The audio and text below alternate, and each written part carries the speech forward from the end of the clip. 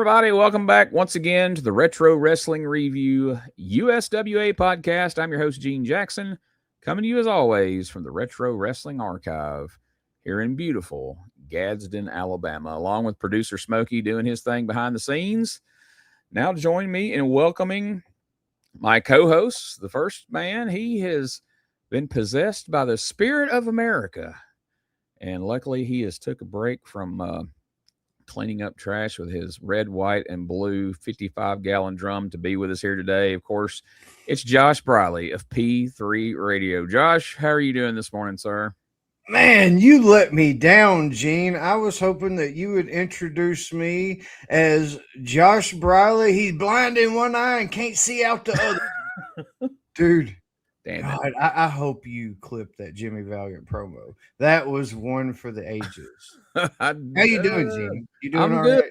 I'm going to disappoint you. I don't have that clip, but I'm going to get it. I want to get it for Facebook. I was kind of in a rush when I clipped this week's show, but I did hone in on someone else this week. I tend to pass over the handsome Jimmy stuff. That's my bad. I wonder why. Yeah, well, before we move on, we got to bring in our other co-host. He is the owner, founder, and presidente of STSpod.club, and he's Jonesboro, Arkansas's favorite resident. Spoiler alert, it's Brian Trammell. What's up, BT? No, the spoiler alert, I was going to be blind and one eye can't see out the other, and y'all done used it. Shit. I didn't. You take that up with Mr. Briley, sir. Yeah. Hey, I'm the other Jimmy Valiant lover of this. There you go. I was a favorite co-host there at P3 Radio. Gene, at least he was. He was until you fucked my line up. No, I just want to talk to y'all. Smokey actually contacted me this week. He was a little upset that I just keep rolling over these sponsors. That's where we make our money. So he wants me to make sure I tell the address of Jolly Royal Furniture and Spaghetti Warehouse. So the address is 122 South Main Street in Memphis, Jolly Royal, and Spaghetti Warehouse is 40 West Hulling Avenue there in Memphis. And speaking of Memphis, I know you guys probably already seen this, but the King is getting his own street named after him over there by his old high school, Treadwell High School. Congratulations to the King. We need a street named after Jerry Lawler. We do. I was going to let y'all it's early in the show to go to those kind of jokes, so we're just going to, hey, congratulations, Jerry Lawler. Unless that's right. There you go. Look, I'll be honest. Like, I did make a few jokes initially. I did. I really did. No. But I swear, man, I really swear, like, I got this really good feeling. Regardless how you feel about Lawler personally, like, that's awesome, man. An actual Memphis wrestler got a fucking street named after him. That's really cool, man. Yeah, I think so too. Well, I have started a petition to get Corey Maclin Drive added somewhere in Memphis. I don't know where, but I think Ridiculous we all know. Drive. Ridiculous way.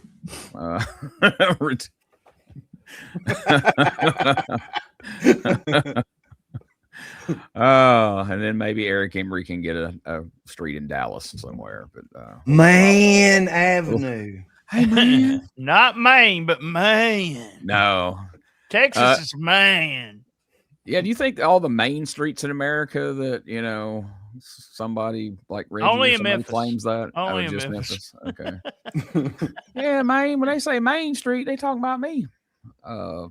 Let's just get past this segment. All right, we're here covering November 16th, 1991. Guys, can you believe we're almost all the way through the year of 1991? We've almost completed the second season.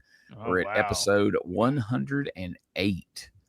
What a different show it is now. Ooh, from where we started in 91. That is just it's insane. I don't think, like, when I was a kid, I mean, I guess I noticed it while it was happening, but when you really look back, man, it really changes a lot. Maybe 3-4 different shows, really. Yeah. Over this past year. And the one we're going to review today, what a fucking different show. Its presentation, everything is, even from a month ago. Yeah, somebody told me back when we started this, like, y'all are doing 91. Boy, that's a roller coaster ride. Well, if it's a roller coaster, this week's show is the valley of keeps going down. we have gone downhill, and we may be in the bottom of that today. I'm not sure. As now, there's one plus side, one upside that I'm excited about. Corey Maclin is here in the co-host chair, and I think he's going to be around now. I don't know that he goes away again until like 97 or some shit, or 6 rather. But yeah, Dave and Corey are out here at ringside and lets us know that we are going to see the debut of the Spirit of America.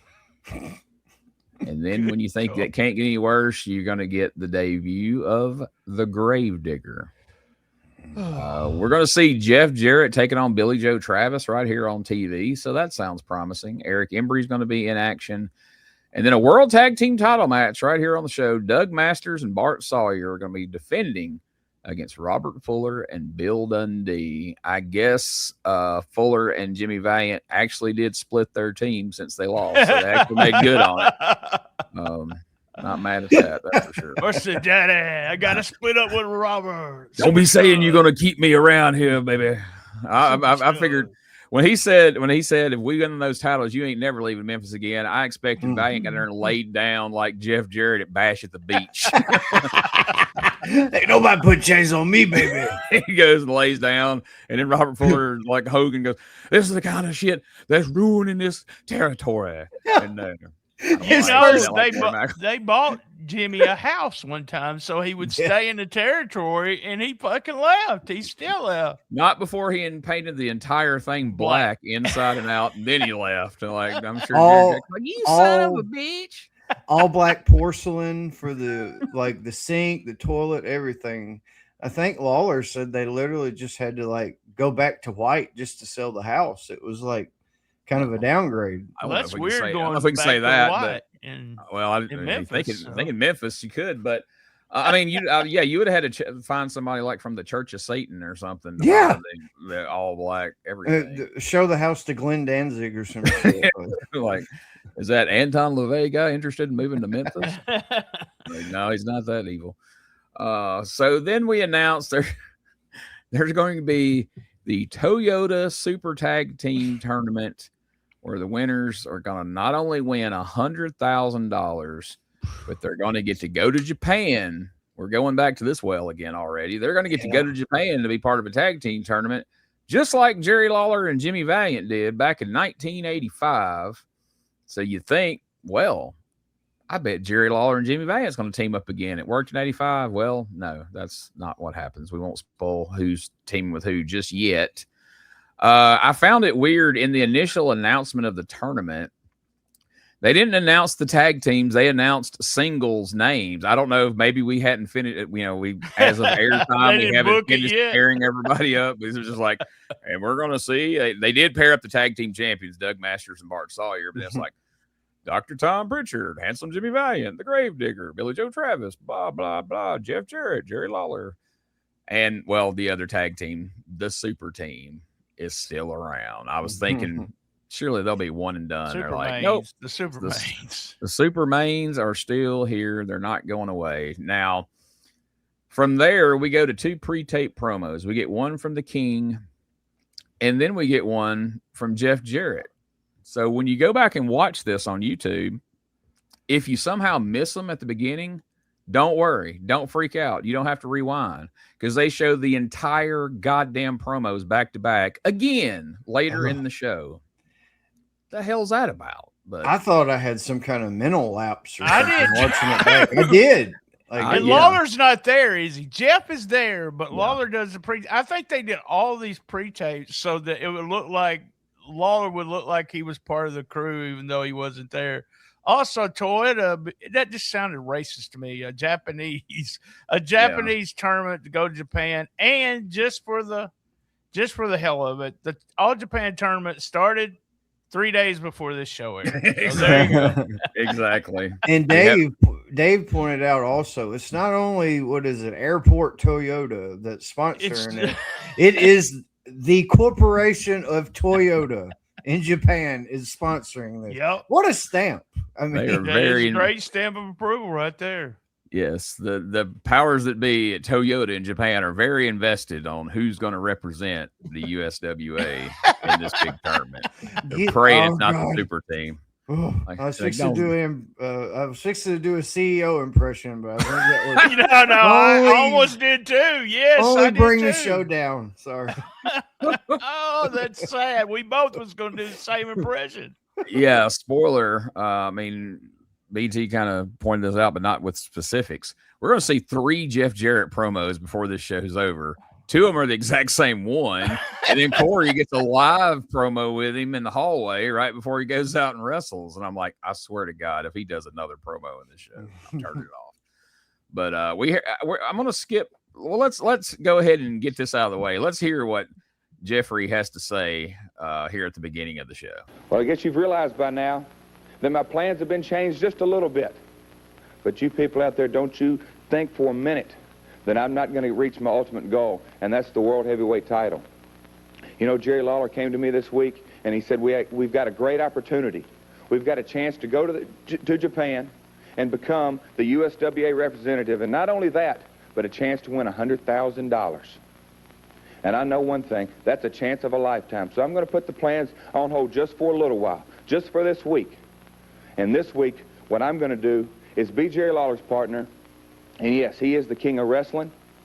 He is the king of the USWA, and he is the World Heavyweight Champion.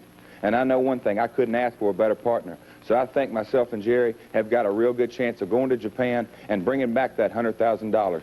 And you people, don't you worry. I'm still going after that World Heavyweight title. Don't you worry, guys. Don't you worry. Don't you worry. He's still going after that World Heavyweight title. And just to make sure you realize that, now that they have a green screen in 1991, we've got the World Heavyweight title covering the entire screen behind him. The only thing better than that, another spoiler, because I didn't clip it, later in the show, we get Eric Embry cutting a promo on behalf of him and his tag team partner. So you get Kamala's face covering the entire screen as Eric Embry is going to cut a promo. Kamala, although he's minus the blonde hair we saw that he had last week at the end of the show. I'm sorry. I have too topless, much fun. no less. Yeah, I'm sure somebody had some fun with that picture throughout the week, and his name is BT. So next up, and this is where the show just starts to go off the rails for me right out of the gate. The podcast or the show? Well, this show went off the rails at the very beginning. This before we is even hit horrible. record, actually, but I won't say what that was about. Racist. So we're going to meet the Spirit of America, and we're going to talk a little more about who he is and the irony of this whole thing after we see this promo. But folks, just watch this promo and ask yourself, who on earth thought this was a good idea? Should be an exciting night coming up. We'll tell you more about it a little bit later on when we come back right here. We will have the Spirits of America. America, let me introduce myself. I'm the Spirit of America. By trade, I'm a professional wrestler, but my passion and in my heart is the red, white, and blue. And just to be dedicated to the red, white, and blue, I go out and I pick up the trash along the highways, in the byways, and in the parks. The people just...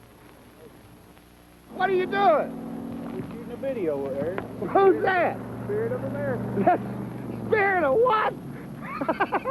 Look, we don't bother you when you do your interviews. Don't bother us now. Okay. Okay, let's start over. Here we go. 3, 2, 1. But like I was saying, I stand for the USA. And I stand for America. I just want to ask all my little spirits out there to chip in and give me a hand. On a Saturday, on a Sunday, get your mother, get your father to bring you out to the parks. Get your little bags of trash bags and you come out and you help clean up the garbage all over. And then, together, we'll help clean up America. Look what people do. This disgraces the red, white, and blue. Just watch how easy and how fun it could be to clean up. I can't believe what people do. Hey, Spirit! Hey, Spirit! Stick this up your Spirit of America!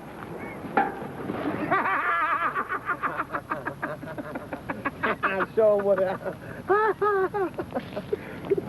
That's the kind of trash I'm here to clean up.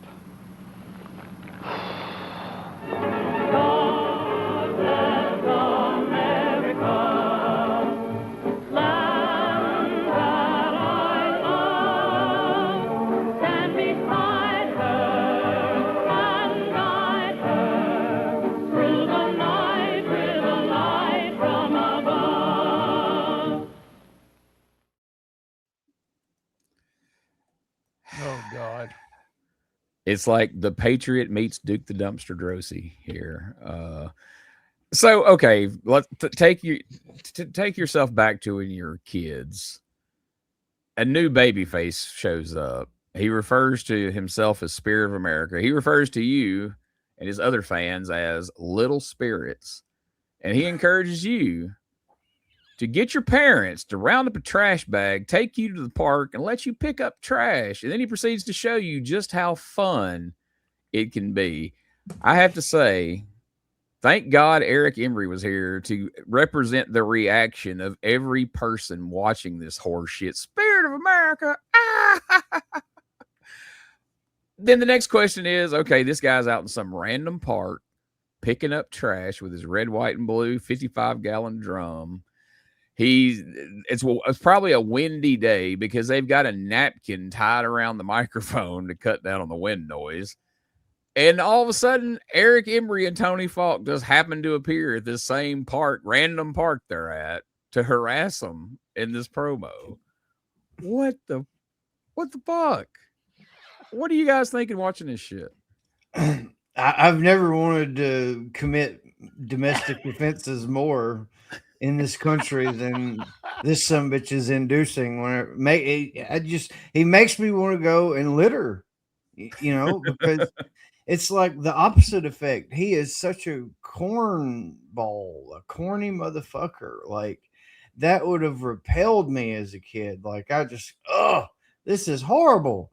Like I love Eric Embry, and it's even his segment in this, or his part in this, was like Hanna-Barbera-ish, like just cartoonish as fuck. And somebody told them to do that. I mean, obviously, that's the way they wanted to present it. And if you think back, WWF at this point in time was doing a lot of shit like this, a lot of like backstage or outside, Berserker throwing Jameson off the fucking roof at prime time, and like Sergeant Slaughter abusing someone the entire show, trying to make them a soldier or whatever. I mean, it's like very cartoonish in the 90s right now, but I just, the way that it's presented and directed is such like a low budget type way that it's a horrible character standard first off, and then the way they're presenting it's just Dollar Tree-ish. I don't know. Everything Josh said. I actually wrote, this is so bad I'm sick at my stomach. So I don't know. That must have been really bad when I was watching this, but maybe I was sick at my stomach because I ate too many cupcakes. Maybe I got the diabetes, so that's probably it. But God, it was horrible. Oh God, I don't even know. The saving grace is Embry here.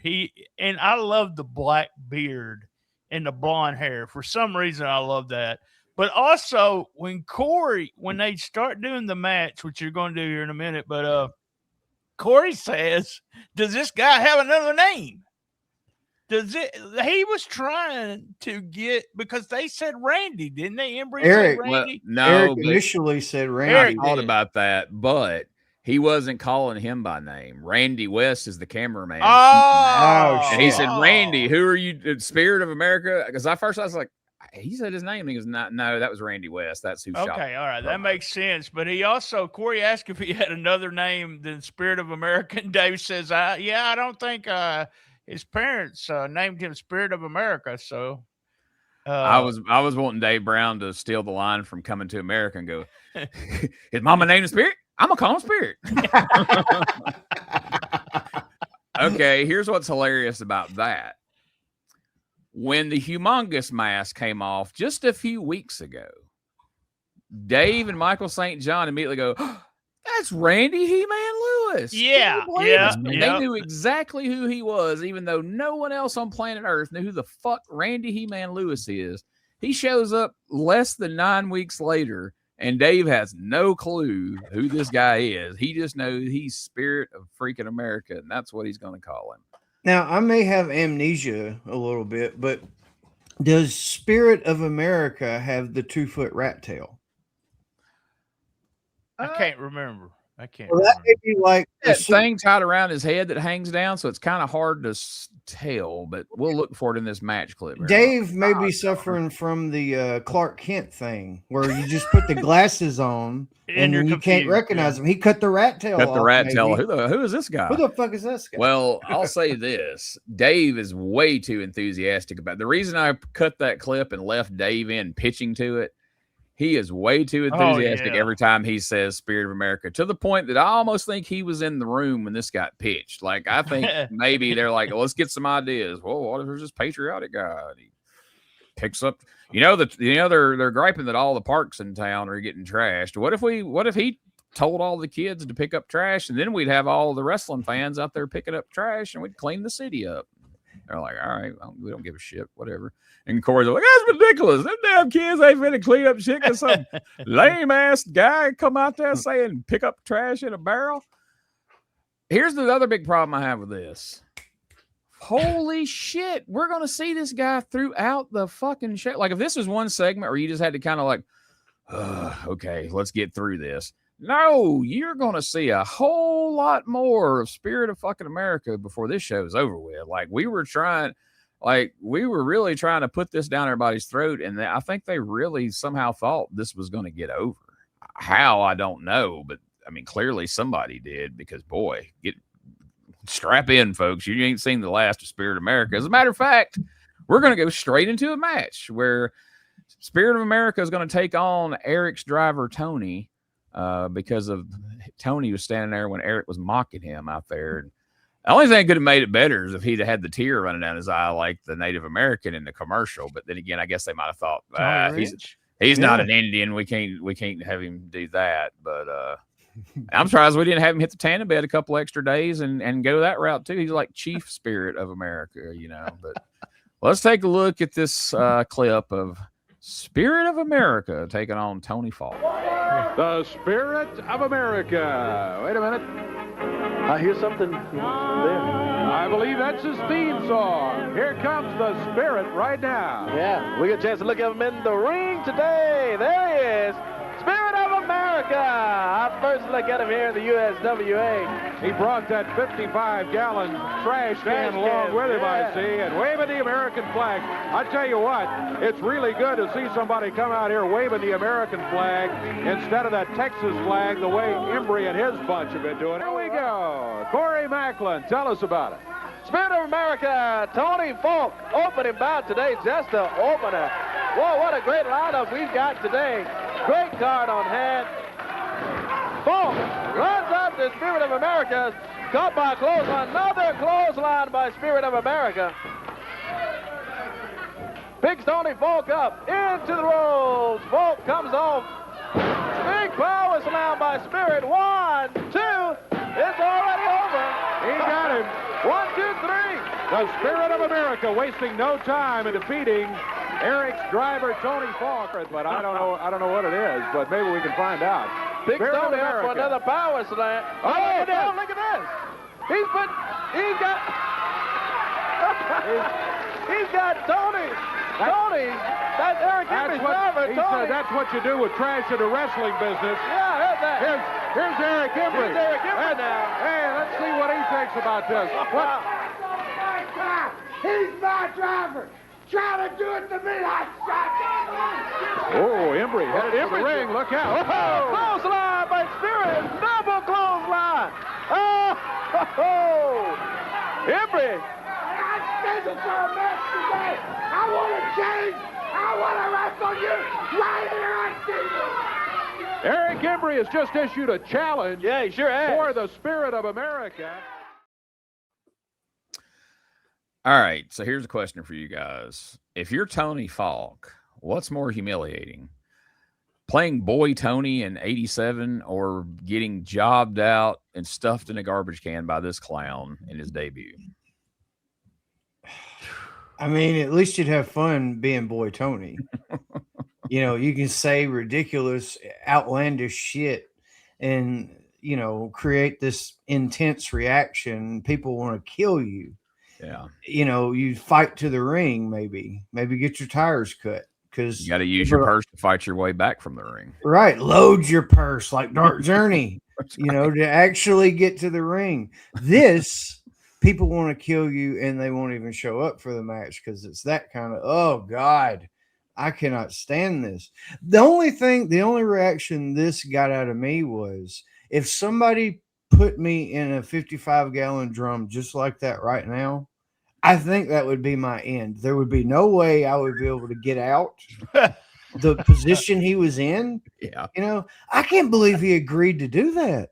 And Randy was fixing to lawn dart that son of a bitch in there. Like whenever he's going over there, he's like straight down. Oh, and yeah. you see Tony Falk, he's like, he puts his arms up. Yeah. He like has to bend up a little bit. He's like, I ain't going straight down, motherfucker. That's not happening.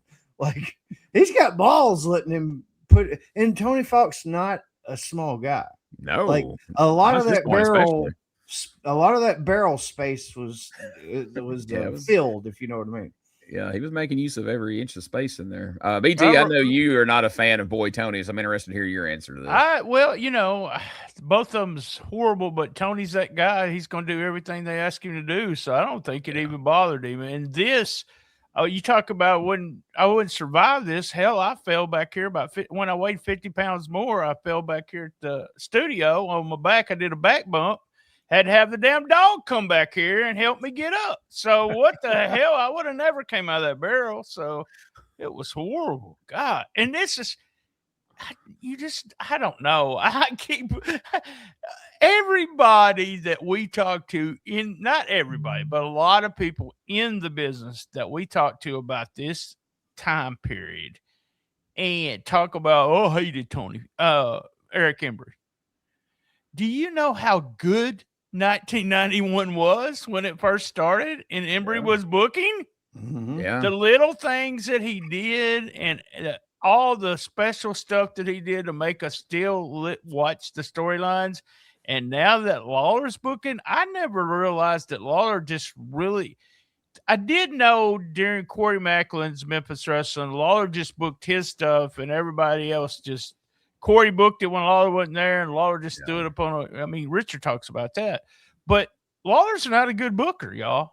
Not at all. I'm definitely coming to that conclusion. If this whole series of shows in the end doesn't teach us anything else, it's going to teach us that Lawler was not a good booker. And I have to think, you know, Josh, you mentioned earlier that, you know, somebody had told Eric to cheese it up here. I don't think they had to. I think if I'm Eric Embry and I did book a successful portion of the year and then I get pulled out for whatever reason, and immediately we go into some of the silliness we've done so far, and then this, you're like, okay, now we're going to put you in an angle with the Spirit of America guy that's going to, you know, remember how Lord Humongous flopped like a, you know, it was just a huge failure. Well, we're going to bring that same guy back, but he's going to get over this time because we're going to put him in red, white, and blue, and he's going to pick up trash. And I'm thinking probably in Eric's mind, like, you son of a bitch. Like, I'm going to make this you going to put me in a cheesy? I'll show you cheesy, motherfucker. You want a cheesy angle? I'm going to give your ass a cheesy angle, man. I can cheese it up with the best of them, man. And I feel like that's what's happening here. And rightfully so, because what else can you do with this? You know what I mean? Like, you can't put it over serious because then you look like the asshole, you know. Gene's going, you can't do nothing. Yeah, I know. I feel that way too. It's just like this whole show, there's maybe spoiler alert, there's one good thing on the whole show for me. The rest of it is the shit, and it's full of gimmicks, and that's Jerry Lawler's signature. He loves a gimmick. Yeah. He loves it. And a big guy. He likes big guys to wrestle, and he loves gimmicks. So the only thing I can think of is why they're pushing a character like this during this time period. I was in fourth grade during this time, and consciously, that is when, at least in my mind, that's when a lot of the big environmental stuff started being taught in school and pushed. Recycling and having to do projects, extracurricular projects that pertain to environmentally friendly stuff and how you can help Earth. And Captain Planet becomes a thing. That was in 1991. Yep. You know, like, so I think maybe this is Jerry Jarrett thing or something, trying to keep the pulse on the kids or whatever. Like, maybe he thought, because this had to be biting real hard, especially if they're pushing it in schools at this time. So maybe I think this is one of those deals where what looks good in your head and like on paper, maybe, and what seems like it should work because what everybody's promoting, you know, pop culture wise or whatever, and execution is a totally different thing. Like, he wouldn't leaned into the pitch or something. Jerry Jarrett was hoping that they would brainwash a bunch of kids into picking up trash. Then they would bust them out to his ranch to clean up out there because Paul Neighbors and his son were getting tired. Did you say Paul Neighbors? No, hold on. Hey. Oh, my bad. Oh, I got excited there for a minute. I got to remember to quit saying that name ever. Like referee, you know the guy. Speaking of rat tails. But see, I was watching during that clip, and the way those headband streamer strings hung down, it was hard to spot if he had his rat tail or not. I don't know. That was the disguise. He hid the rat tail. He didn't cut it off. They're like, don't let anybody pull that off your head, because once they see that rat tail, they're like, that's Randy He-Man Lewis. Michael St. John will be at home pointing at his TV. Hey, Dave. Hey, I know it is. Tell Corey his name's Randy. He got another name. Dave looked a little excited, and like, even with the music playing, like, oh. And then Corey's just like, this the fucking week they had to bring me in full time with this stupid ass shit. And we haven't even addressed that yet. That music is God. Could they have not had something else, something patriotic? But they picked a goddamn. At that point, it was free use, like what do you call it? A domain or whatever. Fuck, I can't think of the term, but yeah, basically fair use or You can use it in anything you're selling because it's so goddamn old. You can just do it for free. Like, that music was a fucking lightning shot. If any of this was going to work, it might have worked without this music. But you put this 1920s bullshit on it, and that was like the kryptonite. That would not work. It would not get over with me. It's almost like parody. It's like somebody sat down like, what's all the elements of a character we could use to make it so lame that even like small children are gonna be like, this is pretty lame. You know, that music was just the icing on the cake. Like the video of him talking and then Eric interrupts and he doesn't get mad or anything. He's just like, and he starts his promo. Gosh darn it, y'all. Gosh darn it. Gee, Wally, that's horrible. And I'm in my gimmick out here at the park. Why are you out here gimmick, wrestling boots and tights like an asshole? And it's November, mind you. He's shirtless. Yeah. And then they play the music in the video, and you're like, ugh. And then we go back to the studio, and immediately they was like, here he is. What do I hear? And that music starts playing from the beginning. You're like, oh my God. It's just, there's nothing good. Like, tell me one single redeeming factor about Spirit of America. I'll wait. Well, let me tell you, it sounded like he had a Wisconsin accent, and all I could think about is this week's episode of P3 Radio. That was the only redeeming thing about it, and it's only personal. So 2 hours. Well, 2 hours. I'd be waiting. I had a talk with our friend Tony Myers this week, and he was telling me how all these guys are loading up and coming down here together from like the Philly area. Right. That's why you've got fucking Gravedigger, and you're gonna have Sandman and JT Smith and Spirit of America. Like all those guys were piling in the car coming down together. Yeah. And so I guess I just said the name. I guess we'll move on from one back. So we have an awful babyface gimmick, so we got to balance it out with an even more awful heel gimmick. Now they replayed the Nate the Rat video. With I'm not the even going to play. mistakes. With the mistakes. Yes, didn't even clip it for the second week. We go right in, play the exact verbatim. He sleeps with rats. He eats with rats. All that good stuff. We're not going to show that again, but we do need to see this video of the Gravedigger. And folks, if you're watching the actual show or you're watching this clip along with us, tell us if this guy gives you just a little bit of a reminder of someone else. I can't put my finger on it, but he kind of reminds me of somebody. See if you can figure it out. Damn. All right. Hey, Nate the Rat a moment ago was talking about this guy, the Gravedigger. He's scheduled to be here a little bit later. Wait a minute, I got to point something out here. So this rolls right out of the Nate the Rat video.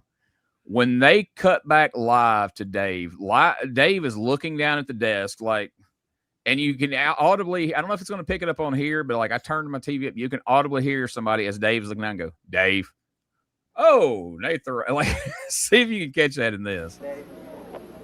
All right. Hey, Nate the Rat a moment ago was talking about this guy, the Gravedigger. He's scheduled to be here a little bit later on today.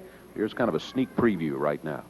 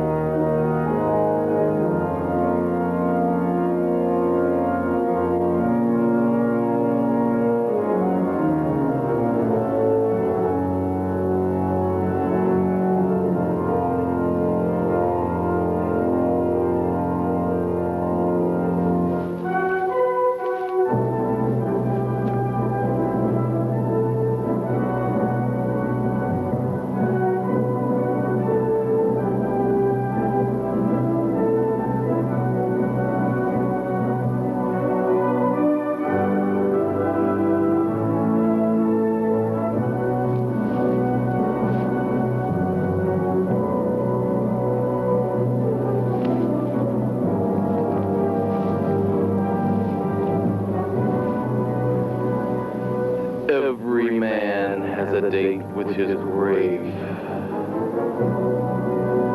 and I prepare the way.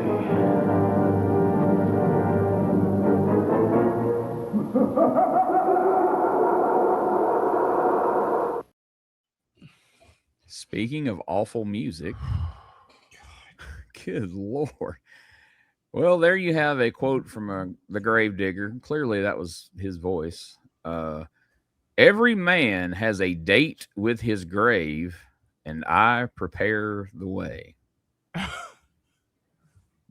That fucking music was just atrocious. It's almost public domain music too, probably. So yeah, there you go. Exactly. There you go. Public domain. That's it. I was holding out on Josh. I couldn't. I wanted to shoehorn that in there because I didn't remember it till just then. So you Googled it. Tell the truth. No, I didn't. I just remember when I was listening to that, I was like, public domain. That's it. That's it. How did I shoehorn? And then I said, here we go. Something, I don't know what made this pop in my head, but I meant to comment on this earlier and we got going in another direction. But you mentioned earlier the Berserker throwing Jameson off the roof of the building. Yeah. Shouldn't that have been considered a babyface turn for the Berserker? Like, that should have got him over there by like, thank God for Berserker. He threw that asshole. Hey, it was in my eyes, buddy. Well, we're actually going to see him wrestle a little bit later in the show, but watching this video, having seen Nate the Rat and heard what he had to say twice, and then seeing this video, what vibes are y'all getting on the Gravedigger at this point before we actually see him wrestle? Josh is speechless. You hear me now? There we go. Okay. I thought asking you about the Gravedigger had given you a stroke or something. We seen your mouth moving and nothing was coming out, and then you got still. I was like, I hope he's okay. My browser thing popped up. Hopefully my mic will keep working. But yeah, I think Jerry Jarrett got one of those Time Life film score CDs, and he was just on like a 1930s tear. He's like, I love that music. Well, he went up to Randy Hales or whatever. He's like, we need to play this when the Spirit of America comes out, and then we're gonna put the Gravedigger on track number 5. Like, you know, I thought even back then I was like, oh my God, you know, Powers of Pain and Demolition, you could see the similarities with the Road Warriors, you know, especially some of them leaned a little harder into it. But this is just like blatant ripoff. And then you get that fucking local advertiser on the radio. Every man has his day. Like that karaoke music bullshit sounding voiceover. What a horrible, whoever produced this shit and was like, just throw it on Channel 5. Only millions of fucking people are seeing it. You know, in this case, it's best not to do one than present it the way that it was. Amen. This really reminded me. I worked with a guy that did the Gravedigger gimmick and was kind of it wasn't the same guy, but he was kind of a ripoff of the Undertaker. Kind of. This guy's kind of a ripoff of the. But what I'm saying is I worked outlaw shows. That's what this reminds me of. This reminds me of, do y'all remember those posters? I don't know when this was, maybe in the 90s, this got really popular where they would have wrestlers that weren't really the wrestler, but you could get it like Steve. I mean, it would be like Bob Austin, and he would look like Steve Austin, and then you'd have somebody. You remember that guy, the Dead Man, the Kenny Valiant, and all those guys. Oh yeah, he looked just like Mark. Yeah. He looked like the Undertaker 5 years earlier than the time frame we were actually in. He looked like mid to early 90s Undertaker, but by then he's like American Badass in real time. And he looked just like him, except he was like 6 foot tall. Like, he was not tall enough, but they were booking him all. He was getting booked all over the place to be the Dead Man. And he would do autograph. Like, he would have tons of people getting autographs, pictures with him and everything. I mean, he was over like a motherfucker. So, but this guy is just, who is this guy? So I tried to look him up. Okay. All right. We can go ahead and do this now. I was going to do it when we get to the match after people have actually seen him. But if you want, we can do this now. All right. Go ahead. I found 2 names, but I didn't know he did either gimmick. But go ahead and tell me. Now, tell me who the 2 names are. He was with Demolition one time, and he was like Demolition Blast or something. And then he was with the Moondogs, but I don't remember that. That's 2 different guys. Okay. So the prevailing name. That's what they're saying. You go looking up Gravedigger from 1991 is Carmine Azzatto, I guess you would spell it. Yeah, that was him. Ezzatto. And almost everywhere will tell you that's who this guy was. But my buddy Rick Del Santo did an interview with Carmine, mostly talking about Demolition Blast, and he asked him about the Gravedigger, and this guy's like, "No, that's been a long time, like, you know, misunderstanding or whatever." He's like, "No, I was not the Gravedigger." And I was like, well, fuck. So that's when the reason I said earlier, I mentioned Tony Myers. I reached out to Tony Myers, like, "Hey man, do you know who the Gravedigger was?" Because by everything I can find, it says Carmine Azzatto. Yeah. That he said in an interview it wasn't him. And so Tony immediately sends me like a sound clip. He's like, "Dude, like, as far as I know, that's who it was. That's who we've always attributed to be." And he was in that area. And that's when he said, you had all those guys from like Pennsylvania all coming down together. He said, "I don't know who else it could have been." I said, "Well, if you look at him on this TV show, it doesn't necessarily look like that dude, especially like what he looked like by the time he was Demolition Blast, like not long after this." I said, "So it may not be. I said, but if it's not him, who the fuck is it? He's like, I don't know. He said, I don't know. So I've still been continuing and have sent messages to some people that was from that general area around that time, and like a couple people, other people. But I'm afraid if Tony don't know, probably nobody's gonna know. Of course, Tony's immediate response was, "Well, I wish if Nate was still around, we'd ask him, and he would definitely know." Yeah. Nate the Rat's not around anymore, so the official answer is we're not sure. But I mean, I don't know. He was embarrassed. He was so embarrassed. Would you want to admit that you were just a direct, just an absolute 100% ripoff of the Undertaker? Nah, that wasn't me. That wasn't me, man. Shoveling dirt on people and putting them in a body bag. Well, I didn't spoil the other video. Oh. But anyway, so yeah, if you're watching this, listening to this, if you got any insight into who this Gravedigger was, whether this guy's lying and it really was him, or if it was some other rando, kind of like how we had the one-off Dragon Master who like did this, a couple other things, and then just disappeared into obscurity, please let us know, and we'll give you credit whenever we say it here on the show. So moving past that for the moment, next up we get Billy Joe Travis backstage doing an interview with Corey Maclin, and I've got an image of this, but my damn computer's doing a thing where I can't scroll upward. I'm just stuck. All right, let me find it. You'll see them up there together. This just a snapshot, right? Yeah, just that. Yeah, just that. No.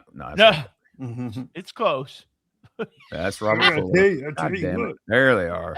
I can't see. Once again, we're just doing a backstage interview in like some office back there. It does make no sense. Why did y'all just decide y'all want to start doing this? And I understand the green screen. I would have been excited about the green screen also. Let's get over here by these tapes. Didn't we have this happen on Power? This happened on Power Pro also, didn't it? That we started seeing this same hallway. In the same area right here. Strangely enough. It's weird that we're watching them both at the same time and it's happening in the same hallway years apart. So let's hear a little bit of the second Jeff Jarrett promo. I can't remember if there's any of the Billy Travis promo in here or not, but then we're going to see the finish to Jeff Jarrett versus Billy Travis, the one-time tag team partners from 1987 and beyond, going at it right here, one-on-one. Very much. Jeff Jarrett is standing here, getting ready to go into the ring. Now, Jeff, a lot of people are concerned. Are you turning for the bad or maybe for the worse?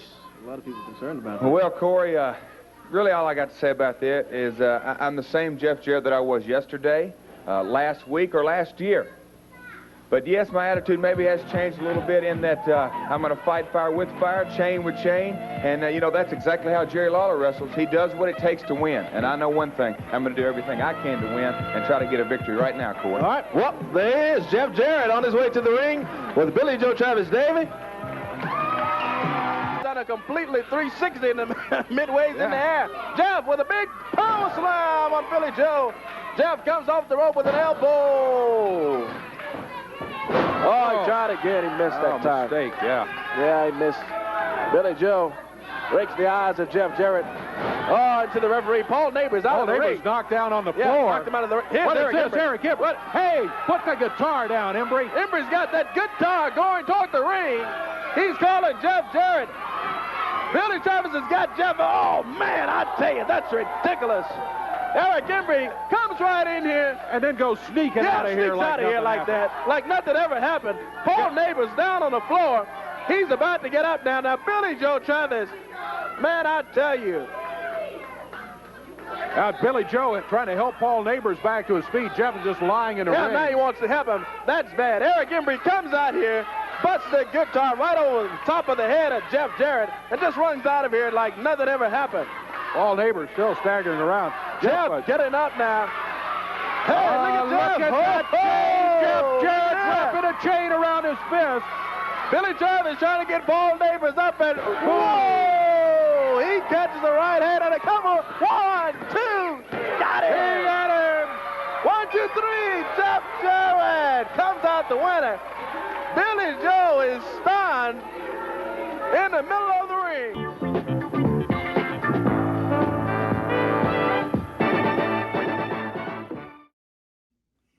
I had to throw that in at the end. That Jinkle man, he just falls that's over. Beautiful. Is Jeff turned for the bad? That's what I the want to worst. That's the funny part. I think he Oh. might be turning towards the bad. Oh, the worst. I'm like, boy, Corey was. I thought he was a bad interviewer later. Holy shit! know. what was Woo! that? Yeah. Because it was like, I mean, the gist of the question is, are you turning bad or not? But he takes it either way. He's turning bad the way Corey framed it. Is like, are you turning bad or are you turning worse? I like Jeff's. I'm the same Jeff Jarrett I was last week, week before that, and a week before that.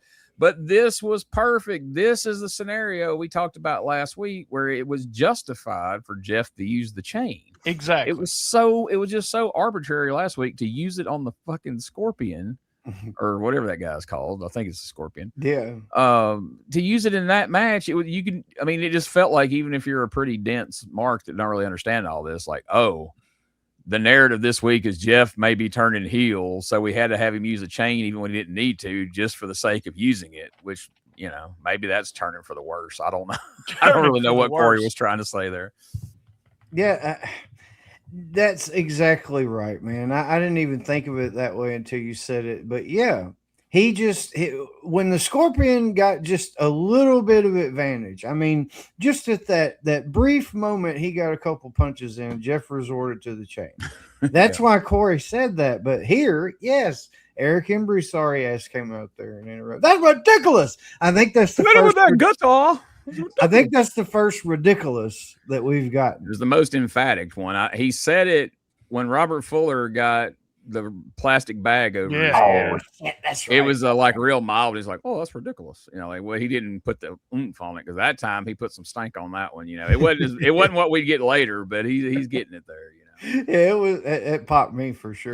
But. What popped me is Jarrett is number 38 in the rankings.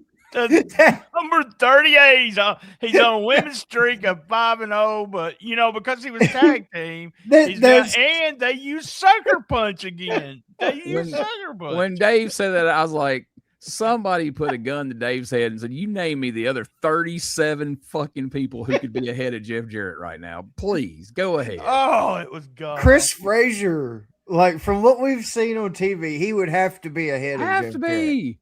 Like, every outlaw guy, every different mask gimmick, like guys like Ken Wayne and people like that were doing, just every mask they got in their bag. All right, we got 6 people ahead of Jarrett right there just in his bag. Who else can we got? I don't think we've seen 38 different wrestlers in the course of 1991. I mean, really. Then they read the top 10. Number 10, Mike Mitchell. Who the fuck is Mike Mitchell? They at least got that. Going right. That green screen started at 10 and went up this week. So yeah, they did get this. They uptown this week. Yeah, even though we had to just put a random. I think that name's made up. That guy probably works for TV5 or something. He's like a cameraman. Like, we need a 10th one. What's that guy's we're name going to over find there? out. It's Mike Mitchell. Mike Mitchell's number 10. Or maybe he's the guy that makes maybe he's the graphics guy at TV5, and he had to make a Chiron, and they only gave him 9 names, so he added his own. Who knows? He's the custodian that he's the custodian. Cleans the tea pitcher thing. They keep the tea maker tin thing. They keep stealing. They do that on Madden. Like, they have draft classes. Like, if you play a franchise and it's 12 years into the franchise, they'll have all these draft classes. And they're all people that developed the game or people's neighbors or something like that. Or you'll have a whole team, like 7 of them will look the same. You'll be like, what? That's John. No, that's Steve now. That's Steve. So, yeah, that's what I was thinking. They just made up somebody's name. But that guy that they made up is higher than Jeff. That's what that was my next point was going to be. Spirit of America debuted the day, and the only win we know that he's had, or even match that he's had in the USWA, is a win over Eric Embry's driver, Tony, who hasn't had a win since he's been back, other than maybe a couple of job matches. But he walks in the door at number 8. Gravedigger, who we've only seen in a terrible video, is number 5. 38, Jeff Jarrett. But yeah, there's 32 spots between him and Jeff Jarrett right now. I'll have the full list next week, y'all. I have the full list. Now, here's what I figured they'd be so short-sighted not to even think about. I can't believe Robert Fuller's not on this list. while they're sitting there saying Jeff couldn't be on the higher up the list because he's been a tag team, it would have been such a Memphis thing to do to be like, yeah, Jarrett's number 38. Number 6, Robert Fuller. Like, Super stud. Like, well, you remember that week Jeff wasn't here and Robert had that singles match? Like, oh, yeah, the one where people ran in a minute and a half into it? Yeah, but it still ranked him pretty high, you know. Mike Mitchell. Oh, there's your homework, folks. Tell us who the hell Mike Mitchell is. Maybe that's who. Maybe that's the real name of the Gravedigger. Maybe he's on the list twice. I think he's. Spoiler alert. I think he will be here in not next week, but the next, maybe next week. Okay. Oh, I was going to tell y'all this before we started recording, but I'll go ahead and say it here because we got it scheduled. Guess who contacted me via email this past week wanting to be on the Doug and Tommy podcast? Oh, no, who? Doug Masters. Oh, my God. Damn. I don't know that he's seen this show, but he sent an email. Hey, this is Doug Masters. I'd like to be on Doug and Tommy on Dangerous Conversations. So I emailed him back and go, well, Doug and Tommy's booked up for the next few weeks and they don't really do guests. I'm like, but we're talking about you in our 1991 USWA show. Would you like to do my show? I would love to. And he called me. And this coming, tomorrow as this airs on Thursday, I will be recording an interview with Doug Masters. So if you have any specific questions you want me to ask about, I'm the only one that liked the guy. And I know, isn't that ironic? Yeah, BT, do you have any questions? I should have handed him off to BT. Like, Doug and Tommy's busy. I'm busy. Josh doesn't really do interviews, but you can talk to BT. I'd want to talk about Portland more than I wanted to talk about this shit. So exactly. I'll talk to him about 91 Memphis, and then I'll hand him off to you to talk about Portland. Do Portland, okay. And I'll tell you a little more about that conversation when we get done, if y'all remind me. But so Jeff Jarrett uses the chain, gets the win. So now we go through the card for Monday night. We talk about the tournament as usual. We'll talk about that a little bit later on. But I will point out that they got $2 tickets this week. And it is Airport Toyota, not our favorite Covington Pike Toyota from back in the day where they kept that banner on the ring for years. Number 1 in America. Don't get no better than that, or whatever the fuck it said on there. So,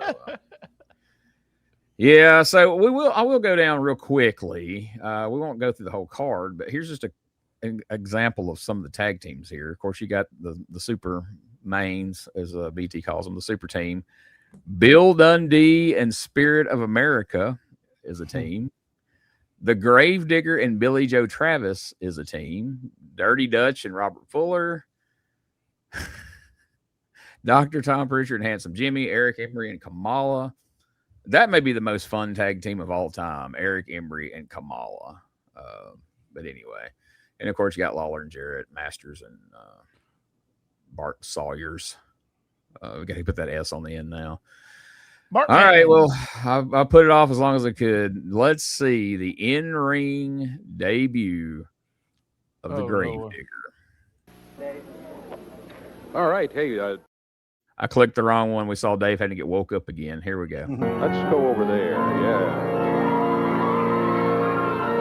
That's the Gravedigger, Corey Maclin. Yeah. His first appearance on USWA Championship Wrestling here today. We saw a bit of video from the Gravedigger a little bit earlier. What's this behind him? Oh, it's Nate the Rat with a wheelbarrow. Looks like a shovel inside of that thing. He's got full of dirt too, and some kind of thing on the top. Is that a rat on? He's got rats. Oh my goodness, he's got a rat. Don't come over here with that stuff. Yeah, stay over there for heaven's sake, and stay away from the I don't want to see those things. Those things that bite you. Chris Frazier waiting in the ring to face. This guy is huge, this Gravedigger. I don't know how tall he is, but those boots look like about size 21 or 2. Look at this. Look at that rat. That's Nate the Rat. Nathaniel Whitlock. He's got dirt in that wheelbarrow. He's got a shovel in there. There's the Gravedigger. Look at this. Oh, my goodness. Evil look. He looks kind of like the sheriff of Nottingham. Evil looking man. Reminds you of those old country western tough guys. Big guy, Gravedigger. Every Paul Neighbor says ringing. Let's see what he's about. Let's go ahead and get it underway. Oh, look at that. He just grabs Chris Frazier and backs him into a corner. Corey, look at that. Yeah, Chris Frazier up on that first rope. Gravedigger picking. This guy's He's got Frazier up now on that middle rope, Dave. He's got him hanging. Picks him. Oh, man, just throws him. He wrestles with those gloves on his hand. Look at those big gloves. He's very slow and deliberate, too. He didn't go running after Chris Frazier. I guess maybe confidence is part of that, but power.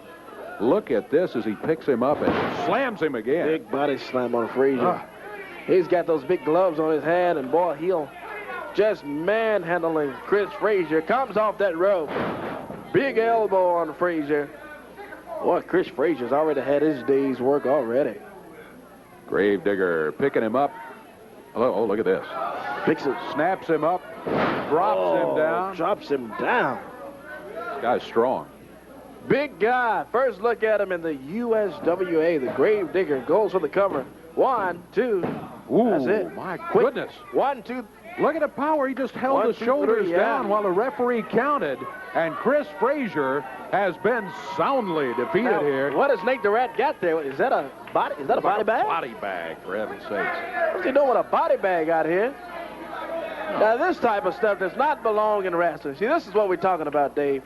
People like Nate the Rat. Now, that's the sort of thing I guess we should expect. Got a body bag. Gravedigger rolls Frazier over. Hear that music again. And what now? Here he comes climbing out of the ring. That's Chris Frazier just lying there after the Gravedigger had just pounded him down to the mat and crossed his arms and held him for the count of 3. Oh, now the Gravedigger He's got a shovel. Oh, no, now this guy's got some dirt. Oh, man, this is just, I tell you. Dave, this is horrible. You talk about adding insult to injury. There's not even a phrase for this. He's got a body bag out here, just pouring dirt on top of Chris Frazier. Frazier's completely knocked out. I tell you, the Gravedigger started on him at the beginning of the bout, and Nate the Rat is... What is he doing? Is he zipping up that bag? The Gravedigger, meanwhile, is collecting the wheelbarrow. Looks like he's leaving. I guess his work is done. He's zipping him up here in his body bag, Dave. Look at this. Oh, man, I tell you the truth. These guys. This is incredible is what this is. He's getting his whole body in that bag. Dirt is on top of Chris Frazier after being beaten. Paul Neighbors trying to say, look, come on, get him out of here. Nate the Rat has that rat now. Is that Vincent? Isn't that what he called that rat? Yeah. Oh, come on. Oh, man, he's putting that rat in that body bag. Oh, let's go to break. Let's go. Boy, I tell you. Let's go. Get out of here. Rat. Got a body bag out here.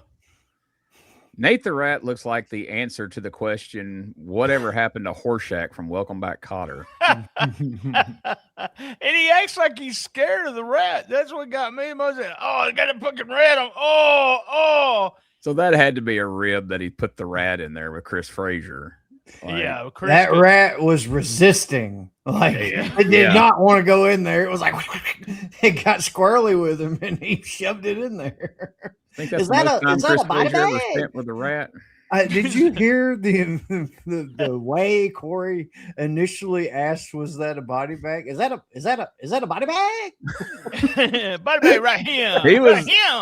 He's starting to find his inner Corey by this match. Like, the last couple shows he did, it was very, it wasn't subdued. The Corey we would come to know and love. He's subdued. He's starting to get into it now. Like, I was going to be like, hey, saying he's a grave digger, but he ain't marrying no broke. Hey, you can't say that on me. You can't say that, Corey. What got me is it reminded me of, do y'all remember the first matches that Undertaker came out and he had the gimmick really looked real cheesy. The gloves, those gloves that he's wearing, all I could think about is he went to Dollar General and bought them. On the way there, they go, we need you to get some gimmick gloves. He goes, well, I'm going to stop right here and get them. All they had was blue. And they're blue. All they had was blue, so. He wrestles with them big gloves on, Dave. I'm like, did you just say wrestles? Did Corey Maclin just say fucking wrestles? Like, where are you from? East Tennessee? I'm just thankful that they got a wheelbarrow from the 40s. What the fuck? That thing didn't even have a inflatable tire. It had a metal, just treadless. It was like it was made of metal.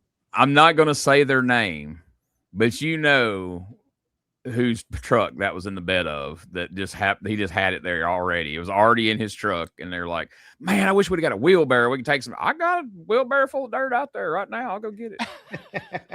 I can't say who it is because BT will immediately start stripping me. I think y'all know. I think y'all know who was rolling around with a wheelbarrow in the back of his truck, ready to go. So there he is. The Gravedigger is here. Nothing subtle about that Undertaker impression.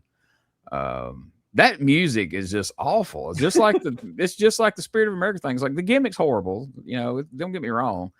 But God bless, watching him scoop that dirt on him and Nate the Rat struggle for what felt like 5 minutes to zip that damn bag up with that organ music playing in the background. Just, I mean, it made my fucking eye twitch. Like, it is, ugh. Okay, we got some proof now, the time travel thing going on still. I think the Gravedigger is the wrestler right now on Twitter. His name is Ben Bishop. Do y'all know him? That looks just like Ben Bishop. I think that's him. We need to talk to Ben about it. So. Yeah, I did a show with him at EPW just a couple of months ago. He was good guy. Yeah. Yeah, he's funny. He does some really funny stuff on social media with those videos he makes. Y'all should check that out if you haven't. And he's a big old guy. See? He could have been the Gravedigger. I think that's it. I snapped a selfie with him in the dressing room, and I had to take a second one because the first one, the whole top half of his head was cut off. He was that much taller than me. I didn't have the phone held up high enough to get him all in. Well, that didn't sound good, but anyway, you never want to talk about problem Saturday night. You never want to talk about something that happened in the dressing room and you couldn't get it all in. That is unfortunate wording, if there was. So we heard him earlier. Eric Embry said, "Hey, I got a match today, but I want it to be against Spirit of America." And so that happens. We have Eric Embry versus Spirit of America. Now, something about this match right out of the gate stood out to me and just bugged the shit out of me. And I want to see if you guys notice it and say anything about it before I bring it up. But first, let's watch a quick little clip of Spirit of America against Spirit of Texas, Eric Embry. Stars, I guess you could say. Eric Embry, the flamboyant one, headed for the ring against one of the new USWA stars, the Spirit of America. Yeah, Spirit is in the ring. He's taking that challenge that Eric Embry dished out to him. Spirit says, "Come on, Embry." I heard Spirit tell him you're going in the trash can. We'll see about that, Eric. We'll see. Eric Embry's talking to me. I'm going to give him a beat. Well, we'll see. We'll see, yeah. I tell you, remember Spirit of America a few moments ago ran Eric Embry out of the ring after he had shoved Eric's driver Tony into the trash can. That's the bell, and we're ready for action. That big trash can, if we can get a picture of it over there, it's sitting in that corner. Spirit of America's brought it along with him. There it is, there. See it. Big clothesline, another clothesline day. Spirit of America made that work for him against Tony Falk. Let's see if he can get a victory over Eric Embry the same way. He's got him up in the air. Here comes Tony's driver. Embry's driver, Tony. Oh, man. Yeah, I knew something like that would happen. Here comes Tony Falk in the ring. He and Embry now on the Spirit of America. Here's Dundee, the superstar. He picks up that can, and there goes Embry. Embry and Tony Falk got out of here in a hurry. Well, we didn't get to see what we had hoped. No, we didn't get to see the one against one. Spirit of America against Embry, because when Embry got in the least bit of trouble, he had Tony Falk ready to come in and interfere. Spirit of America is going to win it by disqualification. Now, look at this picture right here. Bill Dundee standing next to Spirit of America. And one of these two men was once used a video of Sid Vicious to promote this guy in the same segment. He's just barely taller than Bill Dundee. And I don't even know that he is, because Bill is bent over right there. He's like leaning forward. They may be the exact same height. But we're using Lord Humongous Sid Vicious promos to promote him. I think Bill may be leaning forward because he has a hernia. Did you see him whenever he comes in the ring to make the save? He grabs that big ass burn barrel and immediately he only lifts it about 3 inches. He's like, God damn, you can see it in his face. God damn, brother, that's a heavy ass barrel. That's a rib, brother. Blew my back out. Okay. When him and Randy did the promo, all I could think of was he was looking at Randy and going, you know, me and Danny Davis, we could make a hell of a team as Americans. The American Eagles. Maybe that was the birth of the American Eagles right there. So could have been. He went back there and told Jerry Jarrett, I could be 10 times the American. This son of a bitch could be a brother. We'll have somebody roll the barrel out there, and then I pop out of the barrel and jump on them and beat their ass. You play circus music. It's public domain also. There you go. Like a Jack in the Box. Put a handle on the side, and they turn it like 4 times, and Bill springs out of there. Hey, that'd be a hell of a gimmick compared to Spirit of America. So there we go. Bill in a box. So this, correct me if I'm wrong, but we rang the bell. We had a referee in the ring. This was a legal singles match, right? This appears to be a sanctioned match, right? Yep. Why the fuck do we have a garbage can in the ring? And no one acts like this is a problem. In fact, when he clearly picked Eric Embry up to go try to stuff him into the garbage can, Dave goes, well, let's see if he can beat him just like he beat Tony Falk. I'm like, he beat him before he put him in the barrel. Like, if this was a put your opponent in the barrel match, then yes, maybe he's about to beat him. But like, why in the hell is this? I guess, I mean, the actual literal answer to that is that fucking thing was heavy, as Bill found out, and nobody wanted to have to quickly hand that over into the ring to, you know, go for the spot where he's going to try to put Eric in it. Probably, but there's no logical reason why they would have called for the bell, and a referee with any sense would start a match when there's a freaking barrel in the ring. Well, you remember the Nightmare Cage match where it had like that is a part of this match, and maybe he's going to have a Spirit of America rules match where the only way to win, you have to dunk them into the barrel. Once the barrel dunk happens, that's the winner.